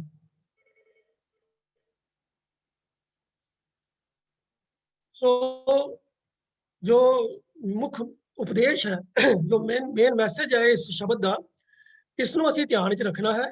ਤੇ ਹੁਣ ਬਾਕੀ ਦੇ ਪਦਿਆਂ ਦੇ ਅੰਦਰ ਜੋ ਗੱਲ ਗੁਰੂ ਸਾਹਿਬ ਸਮਝਾਉਂਦੇ ਹਨ ਉਹਨਾਂ ਦੇ ਅਰਥ ਵੀ ਸਮਝਨੇ ਹਨ ਅਸੀਂ ਇਸ ਮੇਨ ਸੰਦੇਸ਼ ਨੂੰ ਧਿਆਨ ਵਿੱਚ ਰੱਖ ਕੇ। ਤੋ ਇੱਕ ਵਾਰੀ ਫਿਰ ਇਹਨੂੰ ਗੱਲ ਨੂੰ ਦੁਹਰਾ ਲਈਏ। ਇਸ ਰਾਹ ਦੇ ਪਦੇ ਵਿੱਚ ਗੁਰੂ ਸਾਹਿਬ ਨੇ ਕਿਹਾ ਹੈ ਮਨ ਨੂੰ ਸੰਬੋਧਨ ਕਰਕੇ ਕਿ ਕੇਵਲ ਤੇ ਕੇਵਲ ਇੱਕ ਪਰਮਾਤਮਾ ਦੇ ਨਾਲ ਆਪਣਾ ਚਿੱਤ ਲਗਾ, ਭਾਵ ਉਹਦੀ ਯਾਦ ਨੂੰ ਹਮੇਸ਼ਾ ਆਪਣੇ ਮਨ ਦੇ ਵਿੱਚ ਵਸਾਈ ਰੱਖ। ਉਸ ਇੱਕ ਦੀ ਯਾਦ ਤੋਂ ਬਿਨਾਂ ਜਿਤਨੇ ਵੀ ਦੁਨਿਆਵੀ ਕੰਮ ਹਨ, ਜਿਨ੍ਹਾਂ ਕੰਮਾਂ ਦੇ ਕਰਕੇ ਮਨ ਚੋਂ ਪਰਮਾਤਮਾ ਦੀ ਯਾਦ ਭੁੱਲ ਜਾਂਦੀ ਹੈ, ਪਰਮਾਤਮਾ ਦਾ ਧਿਆਨ ਟੁੱਟ ਜਾਂਦਾ ਹੈ, ਉਹ ਸਾਰੇ ਕੰਮ ਧੰਦੇ ਹਨ, ਮਿਥਿਆ ਹਨ, ਫਜ਼ੂਲ ਹਨ, ਮਾਇਆ ਦੇ ਮੋਹ ਵਿੱਚ ਫਸਾਉਣ ਵਾਲੇ ਹਨ। ਉਹ ਇਸ ਚੀਜ਼ ਨੂੰ ਅਸੀਂ ਧਿਆਨ 'ਚ ਰੱਖਦਿਆਂ ਹੋਇਆਂ ਬਾਕੀ ਦੇ ਪਦਿਆਂ ਦੀ ਵਿਚਾਰ ਕਰਨੀ ਹੈ। ਇਹ ਉਪਦੇਸ਼ ਵੈਸੇ ਗੁਰਬਾਣੀ ਵਿੱਚ ਹੋਰ ਵੀ ਅਨੇਕਾਂ ਜਗ੍ਹਾ ਤੇ ਗੁਰਬਾਣੀ ਵਿੱਚ ਆਉਂਦਾ ਹੈ। ਇੱਕ ਦੋ ਮਿਸਾਲਾਂ ਅਸੀਂ ਦੇਖ ਲੈਂਦੇ ਹਾਂ। ਜਿਵੇਂ ਪੰਨਾ 428 ਦੇ ਉੱਤੇ सो फिर मेरा एक है, एकस स्यों लिव लाए, नानक जे सुख लोड़े कामनी, हर का नाम मन वसाए। तो इत्थे जीव इस्त्री ਨੂੰ ਸੰਬੋਧਨ ਕਰਕੇ ਕਿਹਾ ਗਿਆ ਹੈ ਕਿ ਸਦਾ ਕਾਇਮ ਰਹਿਣ ਵਾਲਾ ਪ੍ਰਭੂ ਪਰਮਾਤਮਾ ਜਿਹੜਾ ਜੋ ਤੇਰਾ ਜੀਵ ਆਤਮਾ ਦਾ ਪਤੀ ਹੈ, ਉਹ ਇੱਕੋ ਇੱਕ ਹੀ ਹੈ ਤੇ ਹਮੇਸ਼ਾ ਉਸ ਇੱਕ ਦੇ ਚਰਨਾਂ ਵਿੱਚ ਹੀ ਸੁਰਤ ਜੋੜੀ ਰੱਖ, ਉਸ ਇੱਕ ਦੇ ਨਾਲ ਹੀ ਆਪਣਾ ਧਿਆਨ ਹਮੇਸ਼ਾ ਲਗਾਈ ਰੱਖ। ਉਹੀ ਗੱਲ ਹੈ ਕਿ ਮੇਰੇ ਮਨ ਇੱਕ ਸਿਉ ਚਿਤ ਲਾਏ। ਇੱਥੇ ਅੱਗੋਂ ਗੱਲ ਇਹ ਆਖੀ ਗਈ ਹੈ ਕਿ ਨਾਨਕ ਜੇ ਸੁਖ ਲੋੜੈ ਕਾਮਨੀ, ਹਰ ਕਾ ਨਾਮ ਮਨ ਵਸਾਏ। ਜੇ ਤੂੰ ਜੀਵਨ ਵਿੱਚ ਸੁਖ ਚਾਹੁੰਦੀ ਹੈ ਤਾਂ ਉਸ ਪਰਮਾਤਮਾ ਦਾ ਨਾਮ ਆਪਣੇ ਮਨ ਵਿੱਚ ਵਸਾਈ ਰੱਖ। ਤੋ ਕਿਰਤਕਾਰ ਕਰਦਿਆਂ, ਘਰ ਦੇ ਕੰਮ ਕਰਦਿਆਂ, ਹੋਰ ਦੁਨਿਆਵੀ ਜ਼ਿੰਮੇਵਾਰੀਆਂ ਨਿਭਾਉਂਦਿਆਂ ਹੋਇਆਂ ਵੀ ਮਨ ਦੇ ਵਿੱਚ ਪਰਮਾਤਮਾ ਦੀ ਯਾਦ ਹਮੇਸ਼ਾ ਰਹਿਣੀ ਚਾਹੀਦੀ ਹੈ। ਇੱਕ ਹੋਰ ਜਗ੍ਹਾ ਪੰਨਾ 1219 ਦੇ ਉੱਤੇ ਗੁਰੂ ਸਾਹਿਬ ਫਰਮਾਉਂਦੇ ਹਨ, ਜੀ ਪ੍ਰਾਨ ਮੁਕਤ ਕੋ ਦਾਤਾ, ਇੱਕ ਸਿਉ ਲਿਵ ਲਾਓ, ਕੋ ਨਾਨਕ ਤਾਕੀ ਸਰਨਾਈ ਦੇਤ ਸਗਲ ਅਪਿਆਓ। ਇਹ ਭਾਈ ਸਿਰਫ ਉਸ ਇੱਕ ਪਰਮਾਤਮਾ ਦੇ ਨਾਮ ਦੇ ਨਾਲ ਹੀ ਲਗਨ ਪੈਦਾ ਕਰ, ਉਹਦੇ ਨਾਲ ਹੀ ਆਪਣੀ ਸੁਰਤ ਜੋੜ, ਕਿਉਂਕਿ ਉਹ ਪਰਮਾਤਮਾ ਹੀ ਜੀ ਪ੍ਰਾਨ ਤੇ ਮੁਕਤੀ ਭਾਵ ਉੱਚੀ ਆਤਮਿਕ ਦਸ਼ਾ ਦੀ ਦਾਤ ਦੇਣ ਵਾਲਾ ਹੈ। ਜੀ ਪ੍ਰਾਨ ਮੁਕਤ ਕੋ ਦਾਤਾ, ਤੇਰੀ ਜਿੰਦ ਦੇਣ ਵਾਲਾ ਵੀ ਉਹੀ ਹੈ, ਤੈਨੂੰ ਪ੍ਰਾਨ ਉਹਦੇ ਚ ਪਾਉਣ ਵਾਲਾ ਵੀ ਉਹੀ ਹੈ, ਤੇਰੀ ਆਤਮਿਕ ਅਵਸਥਾ ਨੂੰ ਉੱਚੀ ਕਰਨ ਦੇ ਵਿੱਚ ਤੈਨੂੰ ਗੁਨਾਹ ਦੀ ਦਾਤ, ਤੈਨੂੰ ਗੁਰੂ ਦੀ ਸੰਗਤ ਬਖਸ਼ਣ ਵਾਲਾ ਵੀ ਉਹ ਪਰਮਾਤਮਾ ਹੀ ਹੈ। ਤੋ ਇਸ ਲਈ ਉਸੇ ਇੱਕ ਦੇ ਨਾਮ ਦੇ ਨਾਲ ਹੀ ਆਪਣੀ ਸੁਰਤ ਨੂੰ ਜੋੜ ਤੇ ਉਸੇ ਦੀ ਸ਼ਰਨ ਵਿੱਚ ਪਿਆਰ ਹੈ, ਕਿਉਂਕਿ ਸਾਰੀਆਂ ਦਾਤਾਂ ਦੇਣ ਵਾਲਾ ਵੀ ਉਹ ਹੈ। ਅਪਿਆਓ ਦਾ ਅਰਥ ਹੁੰਦਾ ਹੈ ਖਾਣ ਪੀਣ ਦੇ ਪਦਾਰਥ। ਜਿਵੇਂ ਸੁਖਮਨੀ ਸਾਹਿਬ ਵਿੱਚ ਇੱਕ ਪੰਕਤੀ ਆਉਂਦੀ ਹੈ, ਮੁਖ ਅਪਿਆਓ ਬੈਸ ਕੋ ਦੇਨ, ਕਿ ਬੈਠਿਆ ਹੋਇਆਂ ਹੀ ਖਾਣ ਦੇ ਪਦਾਰਥ ਮਿਲਦੇ ਹਨ। ਤੋ ਅਪਿਆਓ ਦਾ ਆਖਰੀ ਅਰਥ ਹੁੰਦਾ ਹੈ ਖਾਣ ਪੀਣ ਦੇ ਪਦਾਰਥ। ਪਰ ਪਰਮਾਤਮਾ ਸਾਰੀਆਂ ਹੀ ਦਾਤਾਂ ਦੇਣ ਵਾਲਾ ਹੈ। ਸਗਲ ਅਪਿਆਓ, ਖਾਣ ਪੀਣ ਦੇ ਪਦਾਰਥ ਤਾਂ ਦਿੰਦਾ ਹੀ ਦਿੰਦਾ ਹੈ, ਹੋਰ ਸਗਲੀਆਂ ਦਾਤਾਂ ਵਿੱਚ ਜੀਵਨ ਜੋ ਕੁਝ ਵੀ ਸੁੱਖ ਆਰਾਮ ਦੇ ਸਾਧਨ, ਹੋਰ ਵਰਤੋਂ ਵਾਸਤੇ ਜੋ ਕੁਝ ਵੀ ਅਸੀਂ ਚੀਜ਼ਾਂ ਵਰਤਦੇ ਹਾਂ, ਉਹ ਸਾਰੀਆਂ ਦਾਤਾਂ ਦੇਣ ਵਾਲਾ ਪਰਮਾਤਮਾ ਹੀ ਹੈ। ਔਰ ਇਹੀ ਗੱਲ ਇਸ ਸ਼ਬਦ ਦੇ ਵੀ ਪਹਿਲੇ ਪਦੇ ਚ ਗੁਰੂ ਸਾਹਿਬ ਨੇ ਇੰਝ ਸਮਝਾਈ ਹੈ ਕਿ ਸਭੇ ਥੋਕ ਪ੍ਰਾਪਤੇ ਜੇ ਆਵੈ ਇੱਕ ਹੱਥ, ਜਨਮ ਪਦਾਰਥ ਸਫਲ ਹੈ ਜੇ ਸੱਚਾ ਸ਼ਬਦ ਕਥ, ਗੁਰ ਤੇ ਮਹਿਲ ਪ੍ਰਾਪਤੇ ਜਿਸ ਲਿਖਿਆ ਹੋਵੇ ਮੱਥ। ਸਭੇ ਥੋਕ, ਥੋਕ ਦਾ ਮਤਲਬ ਹੁੰਦਾ ਹੈ ਹੋਲਸੇਲ। ਜਿਵੇਂ ਪਰਚੂਨ ਦਾ ਲਫ਼ਜ਼ ਦਾ ਮਤਲਬ ਹੁੰਦਾ ਹੈ ਰਿਟੇਲ ਤੇ ਥੋਕ ਦਾ ਮਤਲਬ ਹੁੰਦਾ ਹੈ ਹੋਲਸੇਲ। ਤਾਂ ਉਹਦਾ ਭਾਵ ਕੀ ਹੁੰਦਾ ਹੈ ਬਲਕ ਵਿੱਚ, ਵੱਡੀ ਕੁਆਂਟੀਟੀ ਚ। ਤਾਂ ਸਭੇ ਥੋਕ ਪ੍ਰਾਪਤ ਹੈ ਬਈ ਸਾਰੇ ਤਰ੍ਹਾਂ ਦੇ ਬਤਾਤ ਵਿੱਚ ਸਭ ਪ੍ਰਾਪਤ, ਸਾਰੇ ਪ੍ਰਾਪਤ ਪਦਾਰਥ ਪ੍ਰਾਪਤ ਹੋ ਜਾਂਦੇ ਹਨ, ਮਿਲ ਜਾਂਦੇ ਹਨ, ਜੇ ਕੰਡੀਸ਼ਨ ਕੀ ਹੈ, ਆਵੇ ਇੱਕ ਹੱਥ। ਜੇ ਇੱਕ ਹੱਥ ਵਿੱਚ ਆ ਜਾਏ, ਇੱਕ ਕੌਣ ਹੱਥ ਵਿੱਚ ਆ ਜਾਏ, ਪਰਮਾਤਮਾ ਦਾ ਨਾਮ। ਜੇ ਉਹ ਪਰਮਾਤਮਾ ਮਿਲ ਪਵੇ, ਜੇ ਉਹਦੇ ਨਾਲ ਪਿਆਰ ਦਾ ਰਿਸ਼ਤਾ ਬਣ ਜਾਵੇ ਤੇ ਸਾਰੀਆਂ ਬਖਸ਼ਿਸ਼ਾਂ, ਸਾਰੀਆਂ ਦਾਤਾਂ ਹੀ ਮਿਲ ਜਾਂਦੀਆਂ ਹਨ। ਕੋਈ ਬੰਦਾ ਹੋਵੇ ਜਿਹੜਾ ਮੰਨ ਲਓ ਜਿਸ ਤਰ੍ਹਾਂ ਸਾਡੇ ਪੁਰਾਣੇ ਵਕਤ ਤੇ ਹੁੰਦਾ ਸੀਗਾ ਵੀ ਗੁਰਦੁਆਰਿਆਂ ਦੇ ਸੇਵਾਦਾਰ ਤੇ ਹੋਰ ਲੋਕੀ ਜਿਹੜੇ ਸਨ, ਉਹ ਵਿਚਾਰਿਆਂ ਨੂੰ ਜਿਨ੍ਹਾਂ ਕੋਲ ਰੋਟੀ ਪਾਣੀ ਬਣਾਉਣ ਦਾ ਆਪਣੇ ਕੋਲ ਅਰੇਂਜਮੈਂਟ ਨਹੀਂ ਸੀ ਹੁੰਦਾ, ਤੇ ਉਹ ਸੰਗਤਾਂ ਦੇ ਘਰਾਂ ਦੇ ਵਿੱਚ ਜਾ ਜਾ ਕੇ ਨਾ ਕਿਸੇ ਦੇ ਘਰੋਂ ਇੱਕ ਪ੍ਰਸ਼ਾਦਾ, ਕਿਸੇ ਦੇ ਘਰੋਂ ਇੱਕ ਦਾਲ ਦੀ ਕਟੋਰੀ, ਕਿਸੇ ਦੇ ਘਰੋਂ ਕੋਈ ਸਬਜ਼ੀ, ਇੰਝ ਜਾ ਕੇ ਆਪਣਾ ਚੀਜ਼ਾਂ ਇਕੱਠੀਆਂ ਕਰਦੇ ਸੀ। ਫਿਰ ਉਹ ਸਾਰੀਆਂ ਇਕੱਠੀਆਂ ਕਰਕੇ ਲਿਆ ਕੇ ਆਪਣਾ ਤੇ ਆਪਣੇ ਪਰਿਵਾਰ ਦੀ ਖੁਰਾਕ ਦਾ ਇੰਤਜ਼ਾਮ ਕਰਦੇ ਸੀ। ਪੁਰਾਣੇ ਜ਼ਮਾਨੇ 'ਚ ਇਹ ਕੁਝ ਹੁੰਦਾ ਰਹਿੰਦਾ ਸੀਗਾ। ਹੁਣ ਤਾਂ ਸ਼ਾਇਦ ਇਹ ਪ੍ਰੋਪਰਟੀ ਤਕਰੀਬਨ ਅਲੋਪ ਹੋ ਗਈ ਹੈ, ਪਰ ਪੁਰਾਣੇ ਜ਼ਮਾਨੇ 'ਚ ਇਸ ਤਰ੍ਹਾਂ ਹੀ ਹੁੰਦਾ ਸੀਗਾ। ਤਾਂ ਸੋਚਣ ਵਾਲੀ ਗੱਲ ਇਹ ਹੈ ਕਿ ਬਈ ਉਸ ਬੰਦੇ ਨੂੰ ਕਈ ਘਰਾਂ ਦੇ ਵਿੱਚ ਜਾ ਕੇ ਤੇ ਆਪਣੇ ਪਰਿਵਾਰ ਦੇ ਭੋਜਨ ਵਾਸਤੇ ਤਰੱਦਦ ਕਰਨਾ ਪੈਂਦਾ ਸੀ, ਕਈਆਂ ਪਾਸੋਂ ਇਹ ਸਮਾਨ ਇਕੱਠਾ ਕਰਨਾ ਪੈਂਦਾ ਸੀ। ਤੇ ਜੇ ਭਲਾ ਉਹਨੂੰ ਕਿਸੇ ਇੱਕ ਜਗ੍ਹਾ ਤੋਂ ਹੀ ਸਾਰਾ ਜਿੰਨਾ ਵੀ ਉਹਨਾਂ ਨੂੰ ਭੋਜਨ ਚਾਹੀਦਾ ਪਰਿਵਾਰ ਵਾਸਤੇ ਤੇ ਜਿੰਨੇ ਵੀ ਖਾਣ ਦੇ ਹੋਰ ਸਮਾਨ ਚਾਹੀਦਾ ਉਹ ਇੱਕੋ ਥਾਂ ਤੋਂ ਮਿਲ ਜਾਵੇ, ਤਾਂ ਫਿਰ ਉਹਨੂੰ ਬਾਰ-ਬਾਰ ਅਲੱਗ-ਅਲੱਗ ਘਰਾਂ 'ਚ ਭਟਕਣ ਦੀ ਲੋੜ ਤਾਂ ਨਹੀਂ ਹੈ ਨਾ। ਇਵੇਂ ਹੀ ਦੁਨੀਆ 'ਚ ਕਿਸੇ ਵੀ ਚੀਜ਼ ਦੀ ਸਾਨੂੰ ਲੋੜ ਹੋਵੇ, ਜੇ ਕਿਸੇ ਇੱਕ ਪਾਸੋਂ ਮਿਲ ਜਾਏ ਤਾਂ ਅਸੀਂ ਬਹੁਤੇ ਬੰਦਿਆਂ ਦੇ ਕੋਲ ਕਿਉਂ ਜਾ ਕੇ ਸਵਾਲ ਪਾਵਾਂਗੇ ਜਾਂ ਹੋਰ ਕੋਸ਼ਿਸ਼ ਕਰਾਂਗੇ। ਤਾਂ ਬਾਰ-ਬਾਰ ਦੁਨੀਆ 'ਚ ਅਨੇਕਾਂ ਥਾਵਾਂ ਤੇ ਭਟਕਣ ਦੀ ਬਜਾਏ ਜੇ ਸਾਰੀਆਂ ਬਖਸ਼ਿਸ਼ਾਂ, ਸਾਰੀਆਂ ਦਾਤਾਂ ਇੱਕ ਪਰਮਾਤਮਾ ਪਾਸੋਂ ਮਿਲ ਜਾਂਦੀਆਂ ਹਨ, ਤਾਂ ਫਿਰ ਸਾਨੂੰ ਹੋਰ ਦੇਵੀ ਦੇਵਤੇ, ਹੋਰ ਤੀਰਥ, ਇੱਧਰ ਕਈ ਜਪ ਤਪ ਕਈ ਤਰ੍ਹਾਂ ਦੇ ਕਰਮ ਕਾਂਡ ਕਰਨ ਦੀ ਕੀ ਲੋੜ ਹੈ ਜੇ ਪਰਮਾਤਮਾ ਦੇ ਨਾਮ ਨੂੰ ਹਿਰਦੇ 'ਚ ਵਸਾਇਆ ਹੀ ਸਭ ਦਾਤਾਂ ਸਭ ਬਖਸ਼ਿਸ਼ਾਂ ਦੀ ਪ੍ਰਾਪਤੀ ਹੋ ਜਾਂਦੀ ਹੈ। ਤਾਂ ਇਹੀ ਗੱਲ ਗੁਰੂ ਸਾਹਿਬ ਇੱਥੇ ਦ੍ਰਿੜ ਕਰਵਾ ਰਹੇ ਹਨ ਕਿ ਸਭੇ ਥੋਕ ਪ੍ਰਾਪਤੇ ਜੇ ਆਵੇ ਇੱਕ ਹੱਥ, ਇੱਕ ਪਰਮਾਤਮਾ ਹੱਥ ਆ ਜਾਵੇ। ਹੱਥ ਆਉਣ ਦਾ ਮਤਲਬ ਕੀ ਹੁੰਦਾ ਹੈ ਕਿ ਸਾਡੇ ਨੇੜੇ ਆ ਜਾਵੇ, ਸਾਡੇ ਮਨ ਦੇ 'ਚ ਹੀ ਵਸ ਜਾਵੇ, ਸਾਡੇ ਨਾਲ ਮਿਲ ਪਵੇ, ਸਾਨੂੰ ਮਿਲ ਜਾਵੇ, ਆਪਣੇ ਹੱਥ 'ਚ ਹੋ ਜਾਵੇ, ਵੀ ਸਾਡਾ ਸੰਗੀ ਬਣ ਜਾਏ। ਤਾਂ ਉਹਦੇ ਨਾਲ ਕੀ ਹੋਏਗਾ ਕਿ ਜਨਮ ਪਦਾਰਥ ਸਫਲ ਹੈ ਜੇ ਸੱਚਾ ਸ਼ਬਦ ਕਥ। ਤਾਂ ਪਰਮਾਤਮਾ ਕਿਵੇਂ ਹੱਥ ਆਉਂਦਾ ਹੈ, ਇਹ ਇਸ ਪੰਕਤੀ ਵਿੱਚ ਗੁਰੂ ਸਾਹਿਬ ਨੇ ਇੱਕ ਇਸ਼ਾਰਾ ਦੇ ਦਿੱਤਾ ਹੈ ਕਿ ਜੇ ਮੈਂ ਉਸ ਸਦਾ ਕਾਇਮ ਰਹਿਣ ਵਾਲੇ ਸੱਚੇ ਪ੍ਰਭੂ ਪਰਮਾਤਮਾ ਦੀ ਸਿਫਤ ਸਲਾਹ ਦਾ ਕਥਨ ਕਰਦਾ ਰਹਾਂ। ਸ਼ਬਦ ਕਥ ਦਾ ਮਤਲਬ ਹੈ ਸ਼ਬਦ ਦਾ ਕਥਨ ਕਰਨਾ, ਉਹਦੀ ਸਿਫਤ ਸਲਾਹ ਦੀ ਗੱਲ ਕਰਨੀ, ਉਹਦੀ ਸਿਫਤ ਸਲਾਹ ਦਾ ਵਿਖਿਆਨ ਕਰਨਾ। ਭਾਵ ਜੇ ਮੈਂ ਉਸ ਪਰਮਾਤਮਾ ਦੀ ਵਡਿਆਈਆਂ ਨੂੰ ਧਿਆਨ ਵਿੱਚ ਰੱਖਾਂ, ਉਹਦੇ ਗੁਣਾਂ ਨੂੰ ਆਪਣੇ ਮਨ ਦੇ ਵਿੱਚ ਵਸਾਈ ਰੱਖਾਂ, ਤਾਂ ਇਹ ਜਿਹੜਾ ਮਨੁੱਖੀ ਜੀਵਨ ਦਾ ਜਿਹੜਾ ਮੇਰਾ ਪਦਾਰਥ ਹੈ ਨਾ, ਇਹ ਮਨੁੱਖਾ ਜੀਵਨ ਮੇਰਾ ਸਫਲ ਹੋ ਜਾਏ। ਜਨਮ ਪਦਾਰਥ ਸਫਲ ਹੈ। ਇਹ ਜੋ ਜੀਵਨ ਦੀ ਦਾਤ, ਮਨੁੱਖਾ ਜੀਵਨ ਦੀ ਮੈਨੂੰ ਦਾਤ ਮਿਲੀ ਹੈ, ਇਹ ਸਫਲ ਹੋ ਜਾਏ ਕਿ ਜੇ ਮੈਂ ਉਸ ਪਰਮਾਤਮਾ ਦੀ ਸਿਫਤ ਸਲਾਹ ਦੇ ਨਾਲ ਆਪਣੇ ਮਨ ਨੂੰ ਜੋੜ ਲਵਾਂ। ਪਰ ਇੱਕ ਇਹਦੇ 'ਚ ਵੀ ਕੰਡੀਸ਼ਨ ਹੈ, ਉਹ ਜਿਹੜੀ ਅਗਲੀ ਪੰਕਤੀ 'ਚ ਗੁਰੂ ਸਾਹਿਬ ਨੇ ਗੱਲ ਕਲੀਅਰ ਕੀਤੀ ਹੈ ਕਿ ਗੁਰ ਤੇ ਮਹਿਲ ਪ੍ਰਾਪਤੇ ਜਿਸ ਲਿਖਿਆ ਹੋਇਆ ਮਤ। ਇਹ ਸਿਫਤ ਸਲਾਹ ਦੀ ਦਾਤ, ਇਹ ਪਰਮਾਤਮਾ ਦੇ ਨਾਲ ਜੁੜੇ ਰਹਿਣ ਦੀ ਜੋ ਉੱਚੀ ਆਤਮਿਕ ਅਵਸਥਾ ਹੈ, ਇਹ ਟਿਕਾਣਾ, ਇਸ ਅਵਸਥਾ ਦਾ ਜੋ ਨਿਵਾਸ ਹੈ, ਇਹ ਪ੍ਰਾਪਤ ਹੁੰਦਾ ਹੈ ਗੁਰੂ ਪਾਸੋਂ। ਤੇ ਗੁਰੂ ਦੀ ਸੰਗਤ ਮਿਲਦੀ ਉਸ ਨੂੰ ਹੈ ਜਿਹਦੇ ਮੱਥੇ ਉੱਤੇ ਚੰਗਾ ਭਾਗ ਲਿਖਿਆ ਹੋਵੇ। ਤਾਂ ਇਹ ਇੱਕ ਸਾਈਕਲ ਇਸ ਤਰ੍ਹਾਂ ਦਾ ਬਣ ਜਾਂਦਾ ਹੈ ਕਿ ਪਰਮਾਤਮਾ ਦੀ ਬਖਸ਼ਿਸ਼ ਜਿਨ੍ਹਾਂ ਜੀਵਾਂ ਦੇ ਉੱਤੇ ਹੁੰਦੀ ਹੈ, ਉਹਨਾਂ ਨੂੰ ਪੂਰੇ ਗੁਰੂ ਦੀ ਸੰਗਤ ਪ੍ਰਾਪਤ ਹੋ ਜਾਂਦੀ ਹੈ। ਪੂਰੇ ਗੁਰੂ ਦੀ ਸ਼ਰਨ ਵਿੱਚ ਜਾ ਕੇ ਉਹ ਗੁਰੂ ਪਾਸੋਂ ਪਰਮਾਤਮਾ ਦੀ ਬੰਦਗੀ, ਸਿਫਤ ਸਲਾਹ ਕਰਨ ਦੀ ਜਾਂਚ ਸਿੱਖਦੇ ਹਨ, ਉਹਦੇ ਨਾਮ ਦੇ ਨਾਲ ਜੁੜਦੇ ਹਨ ਤੇ ਮਨੁੱਖਾ ਜੀਵਨ ਨੂੰ ਸਫਲ ਕਰ ਲੈਂਦੇ ਹਨ।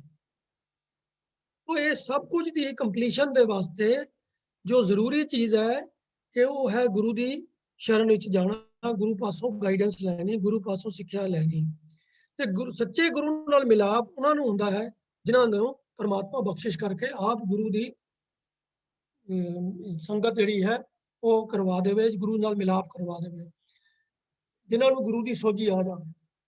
ਨਹੀਂ ਤਾਂ ਜੀਵਨ ਦਾ ਕਿੰਨਾ ਸਮਾਂ, ਕਿੰਨੇ ਸਾਲ ਇਨਸਾਨ ਜਿਹੜਾ ਹੈ ਉਹ ਭਟਕਦਾ ਰਹਿੰਦਾ ਹੈ, ਪੂਰੇ ਗੁਰੂ ਦੀ, ਸੱਚੇ ਗੁਰੂ ਦੀ ਉਹਨੂੰ ਸ਼ਰਨ ਨਹੀਂ ਮਿਲਦੀ।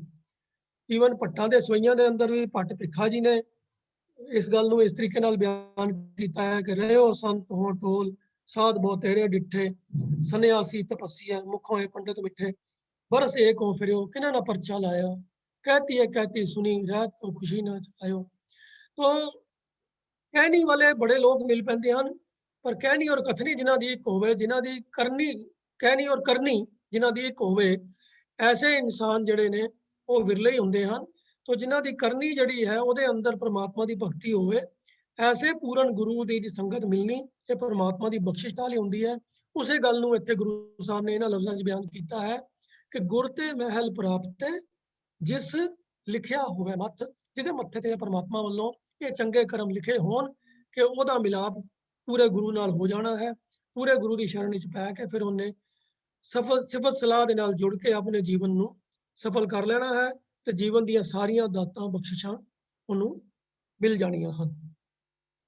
ਇਸੇ ਗੱਲ ਨੂੰ ਇੱਕ ਜਗ੍ਹਾ ਤੇ ਹੋਰ ਵੀ ਗੁਰੂ ਸਾਹਿਬ ਨੇ ਇਸ ਤਰ੍ਹਾਂ ਬਿਆਨ ਕੀਤਾ ਹੈ ਕਿ ਖੋਜਤ ਖੋਜਤ ਇਹ ਵਿਚਾਰਿਓ ਸਰਬ ਸੁਖਾਂ ਹਰ ਨਾਮਾ, ਕੋ ਨਾਨਕ ਤਿਸ ਭਇਓ ਪ੍ਰਾਪਤ ਜਾ ਕੇ ਲੇਖ ਮਥਾਮਾ। ਇੱਥੇ ਵੀ ਮੱਥੇ ਦੇ ਲੇਖਾਂ ਦੀ ਗੱਲ ਕੀਤੀ ਗਈ ਹੈ।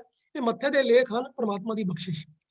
तो जिन्हां दे उत्ते परमात्मा की बख्शिश होंदी है तां वो हरी नाम की दात उन्हां मनुक्खां नूं मिलदी है। भी खोज कर करके गुरु साहब कहते हैं कि यही गल समझ आई है, विचार की है कि परमात्मा का नाम ही सारे सुख देने वाला है। सभे थोक सारे सुख देने वाला परमात्मा का नाम ही है, पर मिलता उस मनुख नूं है जिहदे मत्थे दे उत्ते हरी नाम की प्राप्ति का लेख लिखिया हुंदा है। ये परमात्मा की बख्शिश ही है।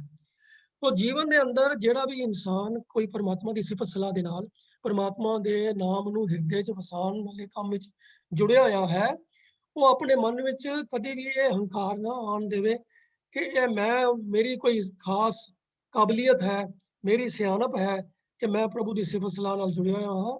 ਅਸਲ ਵਿੱਚ ਇਹ ਪਰਮਾਤਮਾ ਦੀ ਬਖਸ਼ਿਸ਼ ਹੀ ਹੈ।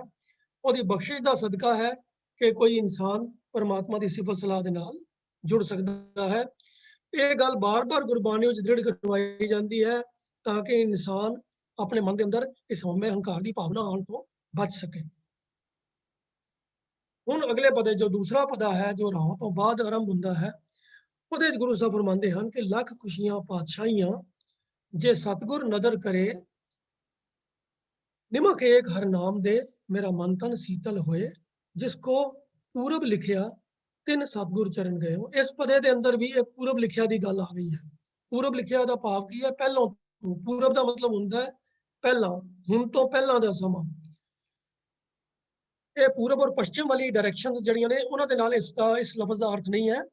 ਇਹਦਾ ਅਰਥ ਜੇ ਸੰਸਕ੍ਰਿਤ ਦੇ ਉਹਨਾਂ ਲਫ਼ਜ਼ਾਂ ਤੋਂ ਬਣਿਆ ਜਿਹਦੇ 'ਚ ਪੂਰਵਾਰਧ ਤੇ ਉੱਤਰਾਰਧ। ਪੂਰਵਾਰਧ ਦਾ ਮਤਲਬ ਹੁੰਦਾ ਹੈ ਪਹਿਲਾ ਪਾਰਟ ਤੇ ਉੱਤਰਾਰਧ ਹੁੰਦਾ ਹੈ ਕਿ ਮਗਰਲਾ ਅਖੀਰਲਾ ਪਾਰਟ। तो ये पूर्व जड़ा है ये फर्स्ट पोर्शन दे वास्ते या पहले वाले दे बारे अर्थां विच आया गया है। ये ईस्ट दी डायरेक्शन दे नाल इहदा कोई तल्लक नहीं है। तो जिसको पूरब लिखिया दा भाव ये नहीं है भी ईस्ट डायरेक्शन दे विच किसी ने कोई गल लिखी हुई है, नहीं। पूरब दा मतलब पहला, हुण तो पुराना, पहला लिखिया आया। पहला लिखिया की है जो परमात्मा ने साडे पिछले कीते कर्मां दे आधार दे उत्ते जो साडे लेख लिखे हन उन्हां दे आधार दे उत्ते। तां वो ऐसा इंसान ही ਤਿੰਨ ਸਤਿਗੁਰ ਚਰਨ ਗਏ। ਉਹ ਐਸੇ ਲੋਕ ਹਨ ਜਿਹੜੇ ਸਤਿਗੁਰੂ ਦੀ ਸ਼ਰਨ ਵਿੱਚ ਆ ਜਾਂਦੇ ਹਨ। ਗਹੇ ਦਾ ਅਰਥ ਹੁੰਦਾ ਪਕੜਨਾ। ਤਾਂ ਉਹ ਸਤਿਗੁਰੂ ਦੀ ਸ਼ਰਨ ਵਿੱਚ ਚਰਨ ਪਕੜ ਲੈਂਦੇ ਹਨ, ਗੁਰੂ ਦੀ ਸ਼ਰਨ ਵਿੱਚ ਆ ਜਾਂਦੇ ਹਨ, ਜਿਨ੍ਹਾਂ ਦੇ ਮੱਥੇ ਦੇ ਉੱਤੇ ਪੂਰਬਲਾ ਕਰਮ ਚੰਗਾ ਲੇਖ ਲਿਖਿਆ ਪਰਮਾਤਮਾ ਵੱਲੋਂ ਹੁੰਦਾ ਹੈ। ਤੇ ਹੁਣ ਜੋ ਇਸ ਪਦੇ ਦੀ ਆਰੰਭਤਾ ਗੁਰੂ ਸਾਹਿਬ ਗੱਲ ਕਰ ਰਹੇ ਹਨ, ਜਿਹਨੂੰ ਟੇਕ ਬਣਾ ਕੇ ਅਸੀਂ ਸਾਰੇ ਲਾਗੀਆਂ ਪਾਸੋਂ ਕੀਰਤਨ ਸੁਣਦੇ ਹਾਂ कि लख खुशियां पातशाहियां, पर उत्थे भी कंडीशनल है। ये नहीं है कि भी ये शब्द का कीर्तन सुनो तो लख खुशियां पातशाहियां तुहाडे घर आ गई।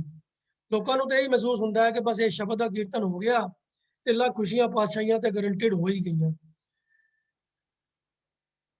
पहली इस पंक्ति में गुरु साहब कह रहे हैं कि लख खुशियां पातशाहियां जे का मतलब है इफ कंडीशनल, इस कंडीशन ते लख खुशियां पातशाहियां मिलदियां हन जे सतगुर नदर करे। नदर करे तो भाव की है कि सतगुर मेहर दी निगाह करे, सतगुर बख्शिश करे। सतगुर दी बख्शिश किवें हुंदी है वो गल अगों सारे बाकी शब्द विच चलदी है। इस पते दे अंदर भी गुरु साहब कहंदे हन कि सतगुर दी मेहर दी नज़र हुंदी है तां हुंदा की है। लोग सोचते हैं कि बई लख खुशियां पातशाहियां जे सतगुर नज़र करे, मतलब है कि सतगुर ने जो सानू ये नवां मकान दिता है या पुत्र की दात दी है तो या असी नवा बिजनेस शुरू कर लिया है, ये सतगुर की नज़र है। सतगुर की नज़र दुनियावी धन पदार्थों की प्राप्ति नहीं है। सतगुर की नज़र है वो अगली लाइन गुरु साहब ने स्पष्ट की है। वह भाव की है कि निमक एक हर नाम दे मेरा मन तन शीतल होए। कि जदों गुरु मैनू एक निमक वास्ते एक थोड़े जिन्ने समय वास्ते भी परमात्मा दे नाम दे नाल जोड़ दिंदा है, परमात्मा दे नाम नू मेरे जीवन दे में उस कनी नू मेरे हिरदे विच टिका दिंदा है, तां ओहदा असर की हुंदा है कि मेरा मन तन शीतल होए। मेरा मन भी ते तन भी दोवें ही शांत हो जाते हैं। मेरे मन की जो बेचैनी है वो भी खत्म हो जाती है, भटकना खत्म हो जाती है, ते मेरी शरीर की भी दौड़ भज जिहड़ी है वो भी खेचल जिहड़ी है मेरी शांत हो जाती है। फिर मैं सहज जी जिंदगी जिउंदा हाँ। मैनू बार-बार थावां-थावां ते भटक के पैसे दे पिछे दौड़ना फिरना नहीं पैंदा। मेरे मन दे विच सबर संतोख आ जाता है। मेरे मन विच परमात्मा दा शुकराना करन दी भावना आ जाती है। तो मेरा मन भी शांत हो जाता है, मेरा तन भी शांत हो जाता है इस हरि दे नाम दी बरकत दे नाल। ते ये नाम दिंदा है गुरु नज़र करके, सतगुर बख्शिश करके। तो इन्हां दोनों पंक्तियां नूं जोड़ के इन्हां दा भावार्थ समझिए कि साडे जीवन विच लखां पातशाहियां दियां खुशियां मिल जांदियां हन जे सतगुर दी मेहर दी नज़र साडे उत्ते हो जाए। ते उस मेहर दी नज़र दी निशानी है कि निमक एक हर नाम दे मेरा मन तन शीतल होए, कि मेरे हिरदे दे विच ਥੋੜੇ ਜਿਹੇ ਸਮੇਂ ਵਾਸਤੇ ਵੀ ਹਰੀ ਦਾ ਨਾਮ ਟਿਕ ਜਾਂਦਾ ਹੈ। ਤੇ ਇਹ ਗੱਲ ਤੇ ਸਿਰਫ ਇਸ਼ਾਰੇ ਮਾਤਰ ਹੈ ਕਿ ਥੋੜੇ ਸਮੇਂ ਵਾਸਤੇ। ਅਸਲ ਵਿੱਚ ਤੇ ਗੁਰੂ ਜੀ ਦੀ ਤੇ ਬਖਸ਼ਿਸ਼ ਕਰਕੇ ਥੋੜੇ ਸਮੇਂ ਵਾਸਤੇ ਵੀ ਹਰੀ ਦਾ ਨਾਮ ਟਿਕਾਉਂਦਾ ਹੈ। ਉਹਦਾ ਇੰਨਾ ਰਸ, ਇੰਨਾ ਸਵਾਦ ਉਸ ਇਨਸਾਨ ਨੂੰ ਆ ਜਾਂਦਾ ਹੈ ਕਿ ਫਿਰ ਉਹਦਾ ਚਿੱਤ ਹੀ ਨਹੀਂ ਕਰਦਾ ਉਹਦੇ ਤੋਂ ਵਿਛੜਨ ਤੇ। ਕਈ ਲੋਕੀ ਬੜੇ ਫਖਰ ਨਾਲ ਕਹਿੰਦੇ ਹਨ ਜੀ ਮੈਂ ਦਿਹਾੜੀ ਵਿੱਚ 2 ਘੰਟੇ ਸਿਮਰਨ ਕਰਦਾ ਹਾਂ ਜੀ, ਮੈਂ ਇੰਨੇ ਦੇਰ ਜਪ ਤਪ ਕਰਦਾ ਹਾਂ ਜੀ। ਇਹ ਗੱਲਾਂ ਜਿਹੜੀਆਂ ਗੁਰਬਾਣੀ ਦੀ ਫਿਲਾਸਫੀ ਦੇ ਨਾਲ ਮੇਲ ਨਹੀਂ ਖਾਂਦੀਆਂ, ਕਿਉਂਕਿ ਜਿਵੇਂ ਆਨੰਦ ਬਾਣੀ ਦੀ ਅਸੀਂ ਵਿਚਾਰ ਹੁਣ ਇੱਥੇ ਕਰ ਰਹੇ ਹਾਂ, ਤੋ ਹਰੀ ਦੇ ਨਾਮ ਨਾਲ ਜੁੜਨਾ ਇਨਸਾਨ ਨੂੰ ਆਨੰਦ ਦੀ ਅਵਸਥਾ ਤੇ ਪਹੁੰਚਾ ਦਿੰਦਾ ਹੈ। ਤੇ ਜਿਵੇਂ ਕੱਲ ਵੀ ਵਿਆਖਿਆ ਦੇ ਦੌਰਾਨ ਇਹ ਗੱਲ ਦੱਸੀ ਗਈ ਸੀ ਕਿ ਆਨੰਦ ਦੀ ਅਵਸਥਾ ਐਸੀ ਹੈ ਜਿਹਦਾ ਕੋਈ ਵਿਰੋਧਾਭਾਸ, ਕੋਈ ਵਿਰੋਧੀ ਸ਼ਬਦ ਹੈ ਹੀ ਨਹੀਂ। ਔਰ ਇਹ ਆਨੰਦ ਐਸਾ ਹੁੰਦਾ ਹੈ ਜਿਹੜਾ ਇੱਕ ਵਾਰੀ ਪ੍ਰਾਪਤ ਹੋ ਜਾਂਦਾ ਹੈ ਤੇ ਸਦੀਵੀ ਆਨੰਦ ਬਣ ਜਾਂਦਾ ਹੈ, ਜ਼ਿੰਦਗੀ 'ਚੋਂ ਫਿਰ ਕਦੀ ਮਾਈਨਸ ਹੁੰਦਾ ਹੀ ਨਹੀਂ ਹੈ। ਤੋ ਇੱਕ ਨਿਮਕ ਵਾਸਤੇ ਵੀ ਜੇ ਹਰੀ ਦੇ ਨਾਮ ਦੇ ਨਾਲ ਬੰਦੇ ਦੀ ਸੁਰਤ ਜੁੜ ਜਾਏ ਤਾਂ ਐਸਾ ਆਨੰਦ ਉਹਨੂੰ ਪ੍ਰਾਪਤ ਹੋ ਜਾਂਦਾ ਹੈ ਕਿ ਫਿਰ ਉਹਦੇ ਤੋਂ ਵਿਛੜਨ ਨੂੰ ਦਿਲ ਕਰਦਾ ਹੀ ਨਹੀਂ ਹੈ। ਫਿਰ ਤਾਂ ਉਹਦੀ ਅਵਸਥਾ ਬਣ ਜਾਂਦੀ ਹੈ ਵੀ ਆਖਾਂ ਜੀਵਾਂ ਵਿਸਰੈ ਮਰ ਜਾਉ। ਉਹਨੂੰ ਪਰਮਾਤਮਾ ਦਾ ਨਾਮ ਦੇ ਕਿਤੇ ਵਿਸਰਨ ਦੀ ਕੰਡੀਸ਼ਨ ਦੀ ਵੀ ਸ਼ੱਕ ਵੀ ਪੈ ਜਾਏ ਤਾਂ ਉਹਨੂੰ ਲੱਗਦਾ ਹੈ ਜਿਵੇਂ ਉਹਦੀ ਆਤਮਕ ਮੌਤ ਹੋ ਰਹੀ ਹੈ। ਉਹਨੂੰ ਇਤਨਾ ਡਰਾਵਨਾ, ਇਤਨਾ ਖਤਰਨਾਕ ਉਹ ਲੱਗਦਾ ਹੈ ਕਿ ਮੈਂ ਪ੍ਰਭੂ ਦੇ ਨਾਮ ਨਾਲ ਵਿਸਰ ਜਾਵਾਂ, ਮੇਰੇ ਹਿਰਦੇ ਵਿੱਚ ਉਹਦੀ ਯਾਦ ਵਿਸਰ ਜਾਏ, ਇਹ ਤਾਂ ਮੇਰੇ ਵਾਸਤੇ ਮਰਨ ਵਾਲੀ ਗੱਲ ਹੈ। ਤਾਂ ਭਾਵੇਂ ਸਰੀਰਕ ਮੌਤ ਦਾ ਤੇ ਉਹਦੇ ਵਿੱਚ ਕੋਈ ਤਲਕ ਨਹੀਂ ਹੈ, ਪਰ ਉਹ ਆਤਮਕ ਮੌਤ, ਵਿਛੋੜਾ ਪ੍ਰਭੂ ਦੇ ਨਾਮ ਤੋਂ ਵਿਛੋੜਾ ਉਹ ਜਗਿਆਸੂ ਵਾਸਤੇ, ਉਸ ਪ੍ਰਭੂ ਭਗਤ ਵਾਸਤੇ ਅਸਹਿ ਹੋ ਜਾਂਦਾ ਹੈ, ਜਿਹਨੂੰ ਉਹ ਸਹਾਰ ਨਹੀਂ ਸਕਦਾ। ਤਾਂ ਉਹਨੂੰ ਆਪਣੀ ਮੌਤ ਵਰਗੀ ਦੁਖਦਾਈ ਚੀਜ਼ ਲੱਗਦੀ ਹੈ ਜੇ ਪ੍ਰਭੂ ਦਾ ਨਾਮ ਵਿਸਰਨ ਦੇ ਹਾਲਾਤ ਉਹਨੂੰ ਸ਼ੱਕ ਵੀ ਪੈ ਜਾਏ, ਮਨ ਵਿੱਚ ਵਿਚਾਰ ਵੀ ਆ ਜਾਏ ਕਿ ਮੇਰੇ ਕੋਲੋਂ ਪ੍ਰਭੂ ਦਾ ਨਾਮ ਵਿਸਰ ਜਾਏਗਾ, ਤਾਂ ਉਹਨੂੰ ਆਤਮਕ ਮੌਤ ਵਰਗੀ ਉਹ ਗੱਲ ਲੱਗਦੀ ਹੈ। ਤਾਂ ਇਸ ਕਰਕੇ ਇੱਕ ਨਿਮਕ ਦਾ ਦੇਣ ਦਾ ਭਾਵ ਕੀ ਹੈ ਕਿ ਫਿਰ ਉਹ ਸੁਰਤ ਜੁੜੀ ਜਾਂਦੀ ਹਰੀ ਨਾਮ ਦੇ ਨਾਲ, ਮਨ ਔਰ ਤਨ ਸ਼ੀਤਲ ਹੋਈ ਜਾਂਦੇ ਹਨ। ਇਹ ਹੈ ਸਤਿਗੁਰ ਦੀ ਨਜ਼ਰ। ਤੇ ਇਹ ਚੀਜ਼ ਜਿਹੜੀ ਜਿਹਨੂੰ ਅਵਸਥਾ ਪ੍ਰਾਪਤ ਹੋ ਜਾਏ ਤੇ ਲੱਖਾਂ ਪਾਤਸ਼ਾਹੀਆਂ ਦੀ ਖੁਸ਼ੀਆਂ ਵੀ ਇਹਦੇ ਸਾਹਮਣੇ ਕੁਝ ਵੀ ਨਹੀਂ ਹਨ, ਬਹੁਤ ਨਿਗੂਣੀਆਂ ਹਨ। ਤਾਂ ਅਸਲ ਲੱਖਾਂ ਪਾਤਸ਼ਾਹੀਆਂ ਦੀ ਖੁਸ਼ੀਆਂ ਮਿਲਦੀਆਂ ਹਨ ਜੇ ਸਤਿਗੁਰ ਦੀ ਨਜ਼ਰ ਹੋ ਜਾਏ। ਤੇ ਉਹ ਨਜ਼ਰ ਦੀ ਨਿਸ਼ਾਨੀ ਹੁੰਦੀ ਹੈ ਹਿਰਦੇ ਦੇ ਵਿੱਚ ਪ੍ਰਭੂ ਦਾ ਨਾਮ ਵਸ ਜਾਣਾ, ਜਿਹਦੇ ਨਾਲ ਮਨ ਔਰ ਤਨ ਸ਼ੀਤਲ ਹੋ ਜਾਂਦੇ ਹਨ। ਪਰ ਇਹ ਗੱਲ ਫਿਰ ਬਾਰ-ਬਾਰ ਗੁਰੂ ਸਾਹਿਬ ਜਿਹੜਾ ਕਰਵਾ ਰਹੇ ਹਨ ਕਿ ਇਹ ਅਵਸਥਾ, ਇਹ ਨਜ਼ਰ ਪ੍ਰਾਪਤ ਉਹਨਾਂ ਨੂੰ ਹੁੰਦੀ ਹੈ ਜਿਨ੍ਹਾਂ ਦੇ ਪੁਰਬਲੇ ਕਰਮ ਚੰਗੇ ਲਿਖੇ ਹੁੰਦੇ ਹਨ, ਜਿਨ੍ਹਾਂ ਤੇ ਪ੍ਰਮਾਤਮਾ ਦੀ ਬਖਸ਼ਿਸ਼ ਹੋ ਜਾਂਦੀ ਹੈ। ਉਹੀ ਸਤਿਗੁਰੂ ਦੀ ਸ਼ਰਨ ਵਿੱਚ ਆ ਕੇ ਉਹਦੀ ਨਜ਼ਰ ਦੇ ਪਾਤਰ ਬਣਦੇ ਹਨ। ਇਸ ਤੋਂ ਅਗਲੇ ਪਦੇ 'ਚ ਗੁਰੂ ਸਾਹਿਬ ਕਹਿੰਦੇ ਹਨ ਕਿ ਸਫਲ ਮੂਰਤ ਸਫਲਾ ਘੜੀ ਜਿਤ ਸੱਚੇ ਨਾਲ ਪਿਆਰ। ਮੂਰਤ ਦਾ ਆਖਰੀ ਅਰਥ ਹੈ ਮੂਰਤ। ਜਿਵੇਂ ਆਮ ਅਸੀਂ ਆਪ ਜ਼ਿੰਦਗੀ 'ਚ ਸੁਣਦੇ ਹਾਂ ਜੀ ਫਲਾਣੇ ਕੰਮ ਦਾ ਹੈ ਮੂਰਤ ਨਿਕਲਿਆ ਹੈ। ਮੂਰਤ ਇੱਕ ਸਮੇਂ ਦਾ ਇੱਕ ਬਹੁਤ ਛੋਟਾ ਜਿਹਾ ਵਕਫਾ ਹੁੰਦਾ ਹੈ, ਤਾਂ ਉਸ ਨੂੰ ਮੂਰਤ ਕਿਹਾ ਜਾਂਦਾ। ਐਵੇਂ ਹੀ ਘੜੀ ਵੀ ਇੱਕ ਟਾਈਮ ਦਾ ਮੇਜਰ ਹੈ ਜੋ ਤਕਰੀਬਨ 24 ਮਿੰਟ ਦੀ ਹੁੰਦੀ ਹੈ। ਤਾਂ ਮੂਰਤ ਜਿਹੜਾ ਹੈ ਉਹ 24 ਮਿੰਟ ਤੋਂ ਵੀ ਛੋਟਾ ਵਕਫਾ ਹੁੰਦਾ ਹੈ। ਤਾਂ ਗੁਰੂ ਸਾਹਿਬ ਕਹਿੰਦੇ ਹਨ ਕਿ ਸਾਡੇ ਜੀਵਨ ਦਾ ਹਰ ਉਹ ਮੂਰਤ, ਹਰ ਉਹ ਘੜੀ ਸਫਲ ਹੈ। ਭਾਵ ਜ਼ਿੰਦਗੀ ਦਾ ਉਹ ਹਰ ਸਮਾਂ, ਹਰ ਪਲ ਸਫਲ ਹੈ ਜਿਤ ਸੱਚੇ ਨਾਲ ਪਿਆਰ। ਜਿਸ ਸਮੇਂ ਦੇ ਵਿੱਚ ਸਾਡਾ ਉਹ ਸੱਚਾ ਸਦਾ ਕਾਇਮ ਰਹਿਣ ਵਾਲੇ ਪਰਮਾਤਮਾ ਦੇ ਨਾਲ ਪਿਆਰ ਬਣਿਆ ਰਹਿੰਦਾ ਹੈ। ਜਿਤਨਾ ਸਮਾਂ ਵੀ ਸਾਡਾ ਪ੍ਰਭੂ ਪਿਆਰ ਦੇ ਵਿੱਚ ਬੀਤਦਾ ਹੈ, ਮੰਨ ਲਓ ਜੀਵਨ ਦਾ ਉਨਾ ਸਮਾਂ ਸਫਲ ਹੈ। ਤੇ ਇਸ ਸੱਚੇ ਨਾਲ ਪਿਆਰ ਵਾਲੀ ਅਵਸਥਾ 'ਚ ਰਹਿਣ ਦਾ ਫਾਇਦਾ ਕੀ ਹੈ ਕਿ ਦੁੱਖ ਸੰਤਾਪ ਨਾ ਲੱਗ ਗਈ ਜਿਸ ਹਰ ਕਾ ਨਾਮ ਆਧਾਰ। ਜਿਸ ਮਨੁੱਖ ਨੂੰ ਇਹ ਪ੍ਰਭੂ ਦਾ ਪਿਆਰ, ਪ੍ਰਭੂ ਦਾ ਨਾਮ ਆਪਣੇ ਜੀਵਨ ਦਾ ਸਹਾਰਾ ਲੱਗਣਾ ਸ਼ੁਰੂ ਹੋ ਜਾਂਦਾ ਹੈ, ਜਿਹਨੂੰ ਇਹ ਲੱਗਦਾ ਹੈ ਕਿ ਵੀ ਮੇਰੇ ਜੀਵਨ ਦਾ ਮੁੱਖ ਮਕਸਦ ਹੀ ਇਹ ਪ੍ਰਭੂ ਦਾ ਨਾਮ ਜਪਣਾ ਹੈ, ਉਹਦੇ ਨਾਮ ਦੇ ਨਾਲ ਜੁੜਨਾ ਹੈ, ਤਾਂ ਉਹਦੇ ਜੀਵਨ ਦੇ ਵਿੱਚ ਫਿਰ ਕੋਈ ਦੁੱਖ, ਕੋਈ ਕਲੇਸ਼ ਆਉਂਦਾ ਹੀ ਨਹੀਂ ਹੈ।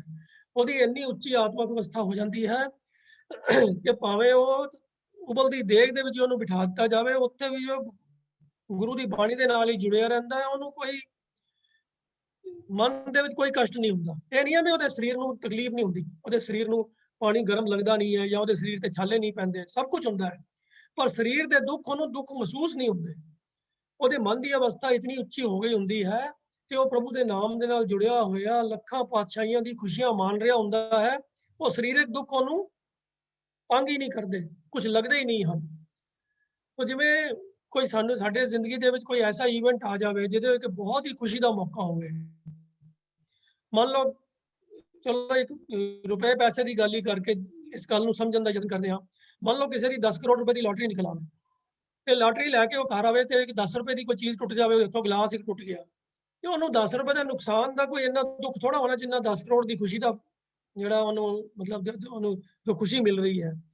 तो ਇਹ ਇੱਕ ਸਿਰਫ ਕੰਪੈਰੀਜ਼ਨ ਵਾਸਤੇ ਛੋਟੀ ਜੀ ਗੱਲ ਪੈਸੇ ਦੇ ਰੈਫਰੈਂਸ ਦੇ ਨਾਲ ਸਮਝਣ ਦਾ ਯਤਨ ਅਸੀਂ ਕਰ ਰਹੇ ਹਾਂ ਕਿ ਬਹੁਤ ਵੱਡੀ ਖੁਸ਼ੀ ਜੇ ਕਿਸੇ ਚੀਜ਼ ਨੂੰ ਕਿਸੇ ਨੂੰ ਸੁੱਖ ਮਿਲਿਆ ਹੋਵੇ ਤਾਂ ਛੋਟੇ-ਮੋਟੇ ਦੁੱਖ ਜਿਹੜੇ ਨੇ ਉਹ ਮੈਟਰ ਨਹੀਂ ਕਰਦੇ। तो ਲੱਖ ਖੁਸ਼ੀਆਂ ਪਾਤਸ਼ਾਹੀਆਂ ਜਿਹਨੂੰ ਸਤਿਗੁਰੂ ਦੀ ਨਜ਼ਰ ਦੇ ਸਦਕਾ ਜੀਵਨ ਦੇ ਵਿੱਚ ਮਿਲ ਗਈਆਂ ਹੋਣ, ਲੱਖਾਂ ਪਾਤਸ਼ਾਹੀਆਂ ਦੇ ਬਰਾਬਰ ਦੀ ਖੁਸ਼ੀਆਂ ਜਿਹਦੇ ਜੀਵਨ ਵਿੱਚ ਆ ਗਈਆਂ ਹੋਣ, ਤੇ ਉਹਨੂੰ ਇਹ ਛੋਟੇ-ਮੋਟੇ ਜ਼ਿੰਦਗੀ ਦੇ ਕੋਈ ਕੰਮ ਉਹਦਾ ਨੁਕਸਾਨ ਰੁਪਏ ਪੈਸੇ ਦਾ ਹੋ ਗਿਆ, ਕੋਈ ਵਪਾਰ ਵਿੱਚ ਨੁਕਸਾਨ ਹੋ ਗਿਆ, ਕੋਈ ਸਰੀਰ ਨੂੰ ਚੋਟ ਲੱਗ ਗਈ, ਉਹਦੇ ਵਾਸਤੇ ਮਾਮੂਲੀ ਜਿਹੀਆਂ ਗੱਲਾਂ ਨੇ। ਦੁੱਖ ਸੰਤਾਪ ਨਾ ਲੱਗਈ ਜਿਸ ਹਰ ਕਾ ਨਾਮ ਆਧਾਰ, ਕਿਉਂਕਿ ਗੁਰੂ ਨੇ ਬਖਸ਼ਿਸ਼ ਕਰਕੇ ਉਹਦੇ ਜੀਵਨ ਦੇ ਵਿੱਚ ਉਹਦਾ ਸੰਪਰਕ ਬਣਾ ਦਿੱਤਾ ਹੈ, ਉਹਦਾ ਰਿਸ਼ਤਾ ਜੋੜ ਦਿੱਤਾ ਹੈ ਪ੍ਰਭੂ ਦੇ ਨਾਮ ਦੇ ਨਾਲ, ਜੋ ਉਹਦੇ ਜੀਵਨ ਦਾ ਹੁਣ ਆਸਰਾ ਬਣ ਚੁੱਕਾ ਹੈ।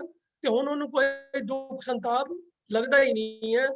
ਜੀਵਨ ਵਿੱਚ ਕੋਈ ਦੁੱਖ ਕਲੇਸ਼ ਕਸ਼ਟ ਆਉਂਦੇ ਵੀ ਹਨ ਤੇ ਉਹਨੂੰ ਬੋਦਰ ਨਹੀਂ ਕਰਦੇ, ਉਹਨੂੰ ਪਰਵਾਹ ਹੀ ਨਹੀਂ ਹੁੰਦੀ, ਕਿਉਂਕਿ ਉਹਦੀ ਆਤਮਿਕ ਅਵਸਥਾ ਇਤਨੀ ਉੱਚੀ ਹੁੰਦੀ ਹੈ ਕਿ ਇਹ ਗੱਲਾਂ ਉਹਨੂੰ ਨਿਗੁਣੀਆਂ ਮਾਮੂਲੀ ਜਿਹੀਆਂ ਲੱਗਦੀਆਂ ਹਨ।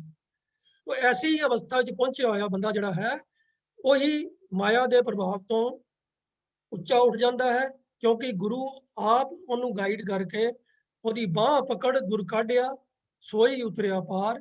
ਬਾਹ ਪਕੜ ਗੁਰੂ ਕਿਹਦੀ ਬਾਹ ਪਕੜਦਾ ਹੈ? ਜਿਹੜਾ ਆਪਣੇ ਆਪ ਨੂੰ ਗੁਰੂ ਦੇ ਅੱਗੇ ਸਮਰਪਣ ਕਰ ਦਿੰਦਾ ਹੈ, ਜਿਹੜਾ ਗੁਰੂ ਦੇ ਅੱਗੇ ਗੁਰੂ ਦੇ ਚਰਨ ਪਕੜ ਕੇ ਭਾਵ ਗੁਰੂ ਦੇ ਅੱਗੇ ਸਿਰ ਝੁਕਾ ਕੇ ਇਹ ਗੱਲ ਨੂੰ ਸਵੀਕਾਰ ਕਰ ਲੈਂਦਾ ਹੈ ਕਿ ਮੈਂ ਆਪਣੀ ਮੱਤ ਛੱਡੀ ਤੇ ਗੁਰੂ ਜੀ ਹੁਣ ਮੈਂ ਤੁਹਾਡੀ ਮੱਤ ਦੇ ਅਨੁਸਾਰ ਆਪਣਾ ਜੀਵਨ ਜੀਵਾਂਗਾ। ਤਾਂ ਗੁਰੂ ਉਹਦੀ ਬਾਹ ਪਕੜ ਲੈਂਦਾ ਹੈ। ਫਿਰ ਬਾਹ ਪਕੜ ਗੁਰ ਕਾਢਿਆ ਸੋਈ ਉਤਰਿਆ ਪਾਰ। ਕਾਢਿਆ ਕੱਢ ਲਿਆ, ਕਿੱਥੋਂ ਕੱਢ ਲਿਆ?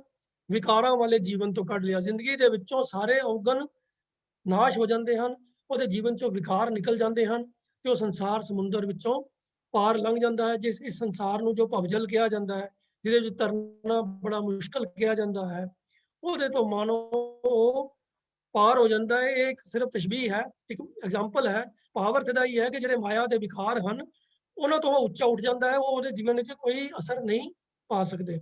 ਇਸੇ ਗੱਲ ਨੂੰ ਗੁਰੂ ਸਾਹਿਬ ਨੇ ਇਸ ਤਰ੍ਹਾਂ ਵੀ ਸਮਝਾਇਆ ਹੈ, ਪੰਨਾ 819 ਦੇ ਉੱਤੇ ਆਉਂਦਾ ਹੈ ਕਿ ਸਾਧ ਜਨਾ ਕੇ ਸੰਗ ਬਸਤ ਸੁਖ ਸਹਿਜ ਵਿਸਰਾਮ ਸਾਈ ਘੜੀ ਸੁਲਖਣੀ ਸਿਮਰਤ ਹਰ ਨਾਮ। ਸੋ ਉਹ ਮੂਰਤ ਉਹ ਘੜੀ ਸਭ ਸਫਲ ਹੈ ਜਿਹੜੀ ਪ੍ਰਭੂ ਦੇ ਨਾਮ ਨੂੰ ਸਿਮਰਦਿਆਂ ਬੀਤਦੀ ਹੈ। ਤਾਂ ਗੁਰਮੁਖਾਂ ਦੀ ਸੰਗਤ ਵਿੱਚ ਗੁਰੂ ਦੀ ਸ਼ਰਨ ਵਿੱਚ ਪੈ ਕੇ ਹੀ ਇਹ ਐਸੀ ਅਵਸਥਾ ਮਿਲਦੀ ਹੈ।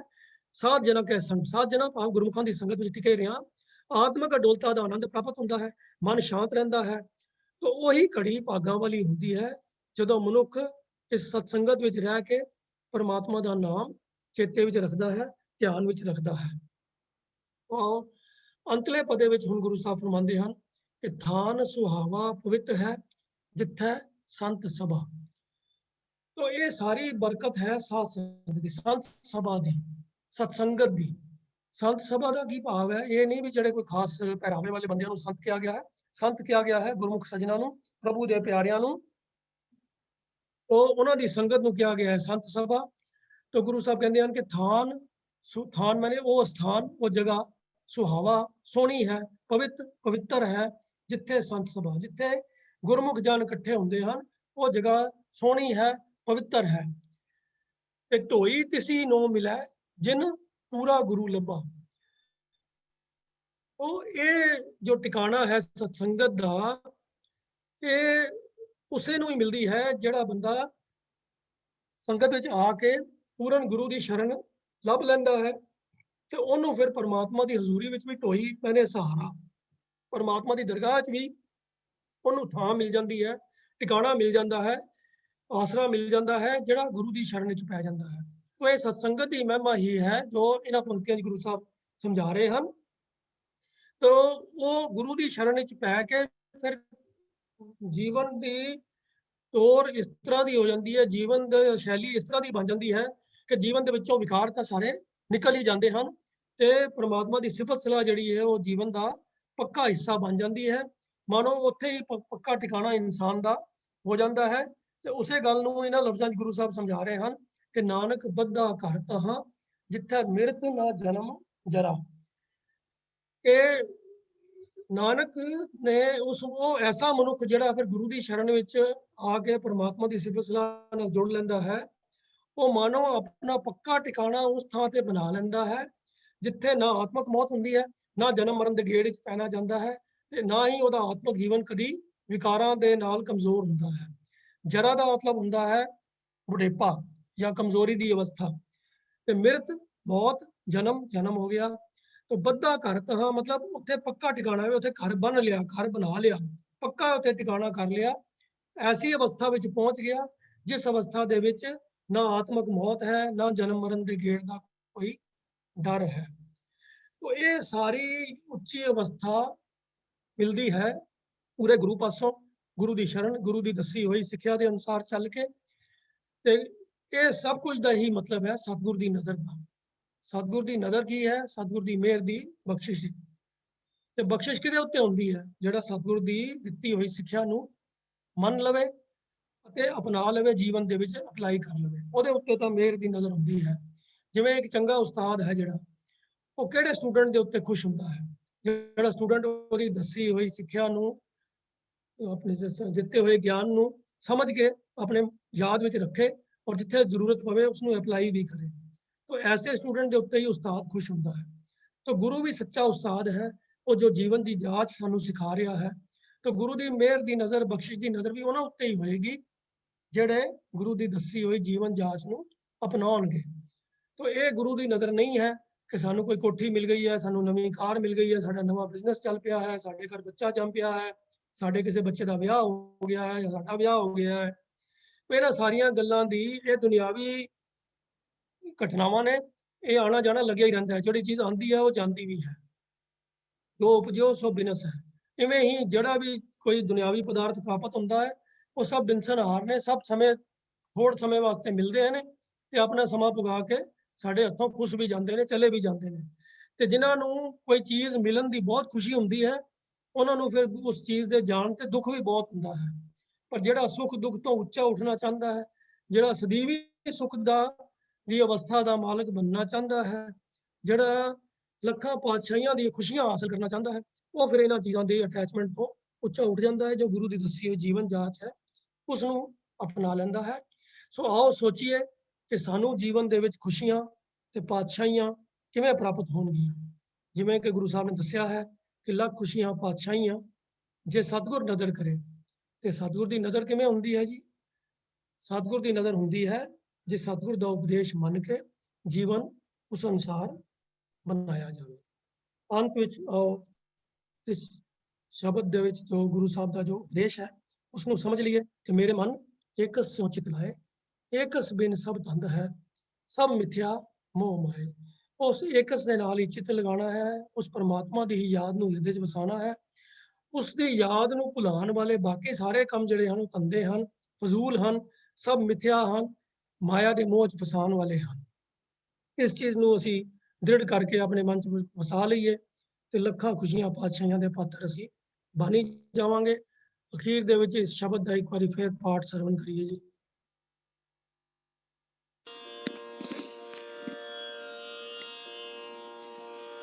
ਸਭੇ ਥੋਕ ਪ੍ਰਾਪਤੇ ਜੇ ਆਵੇ ਇੱਕ ਹੱਥ, ਜਨਮ ਪਦਾਰਥ ਸਫਲ ਹੈ ਜੇ ਸੱਚਾ ਸ਼ਬਦ ਕਥ। ਗੁਰ ਤੇ ਮਹਿਲ ਪ੍ਰਾਪਤੇ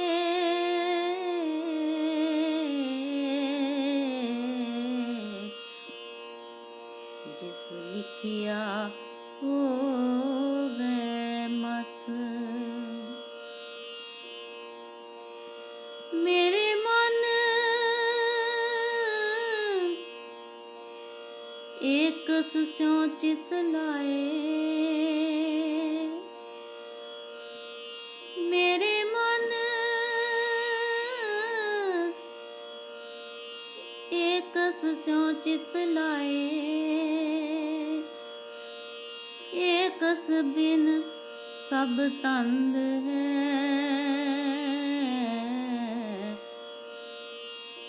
सब मिथ्या मोह माय। एकस बिन सब तंद है,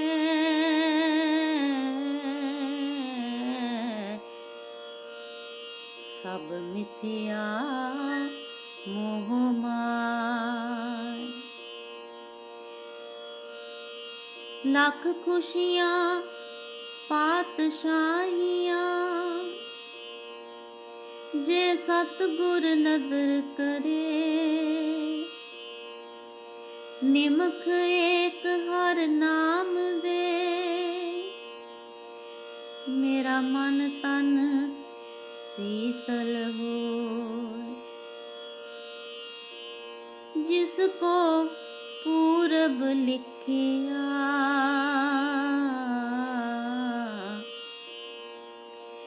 तिन सतगुर चरण गए। सफल मूरत सफला कड़ी, जित सच्चे नाल प्यार। दुख संताप ना लग गई, जिस हर का नाम आधार। बाह पकड़ गुर का दिया,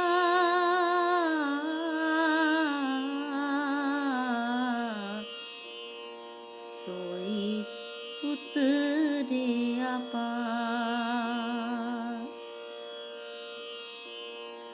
थान सुहावा पवित्र है, जिथे संत सभा।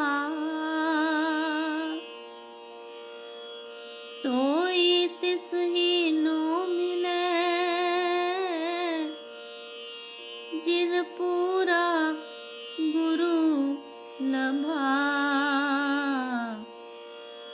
नानक बद्दा कर तहाँ, जिथे मिरत न जन्म जरा।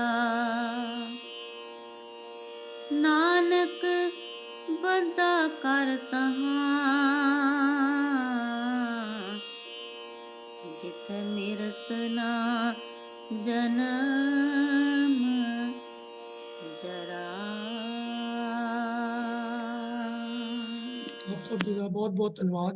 उन्होंने बड़े ध्यान ਦੇ ਨਾਲ ਇਸ ਪ੍ਰੈਜੈਂਟੇਸ਼ਨ ਨੂੰ ਦੇਖਿਆ ਔਰ ਸੁਣਿਆ ਹੈ। ਅੰਤ ਵਿੱਚ ਫਤਿਹ ਦੀ ਸਾਂਝ ਕਰੀਏ ਜੀ। ਵਾਹਿਗੁਰੂ ਜੀ ਕਾ ਖਾਲਸਾ, ਵਾਹਿਗੁਰੂ ਜੀ ਕੀ ਫਤਿਹ। ਵਾਹਿਗੁਰੂ ਜੀ ਕਾ ਖਾਲਸਾ, ਵਾਹਿਗੁਰੂ ਜੀ ਕੀ ਫਤਿਹ।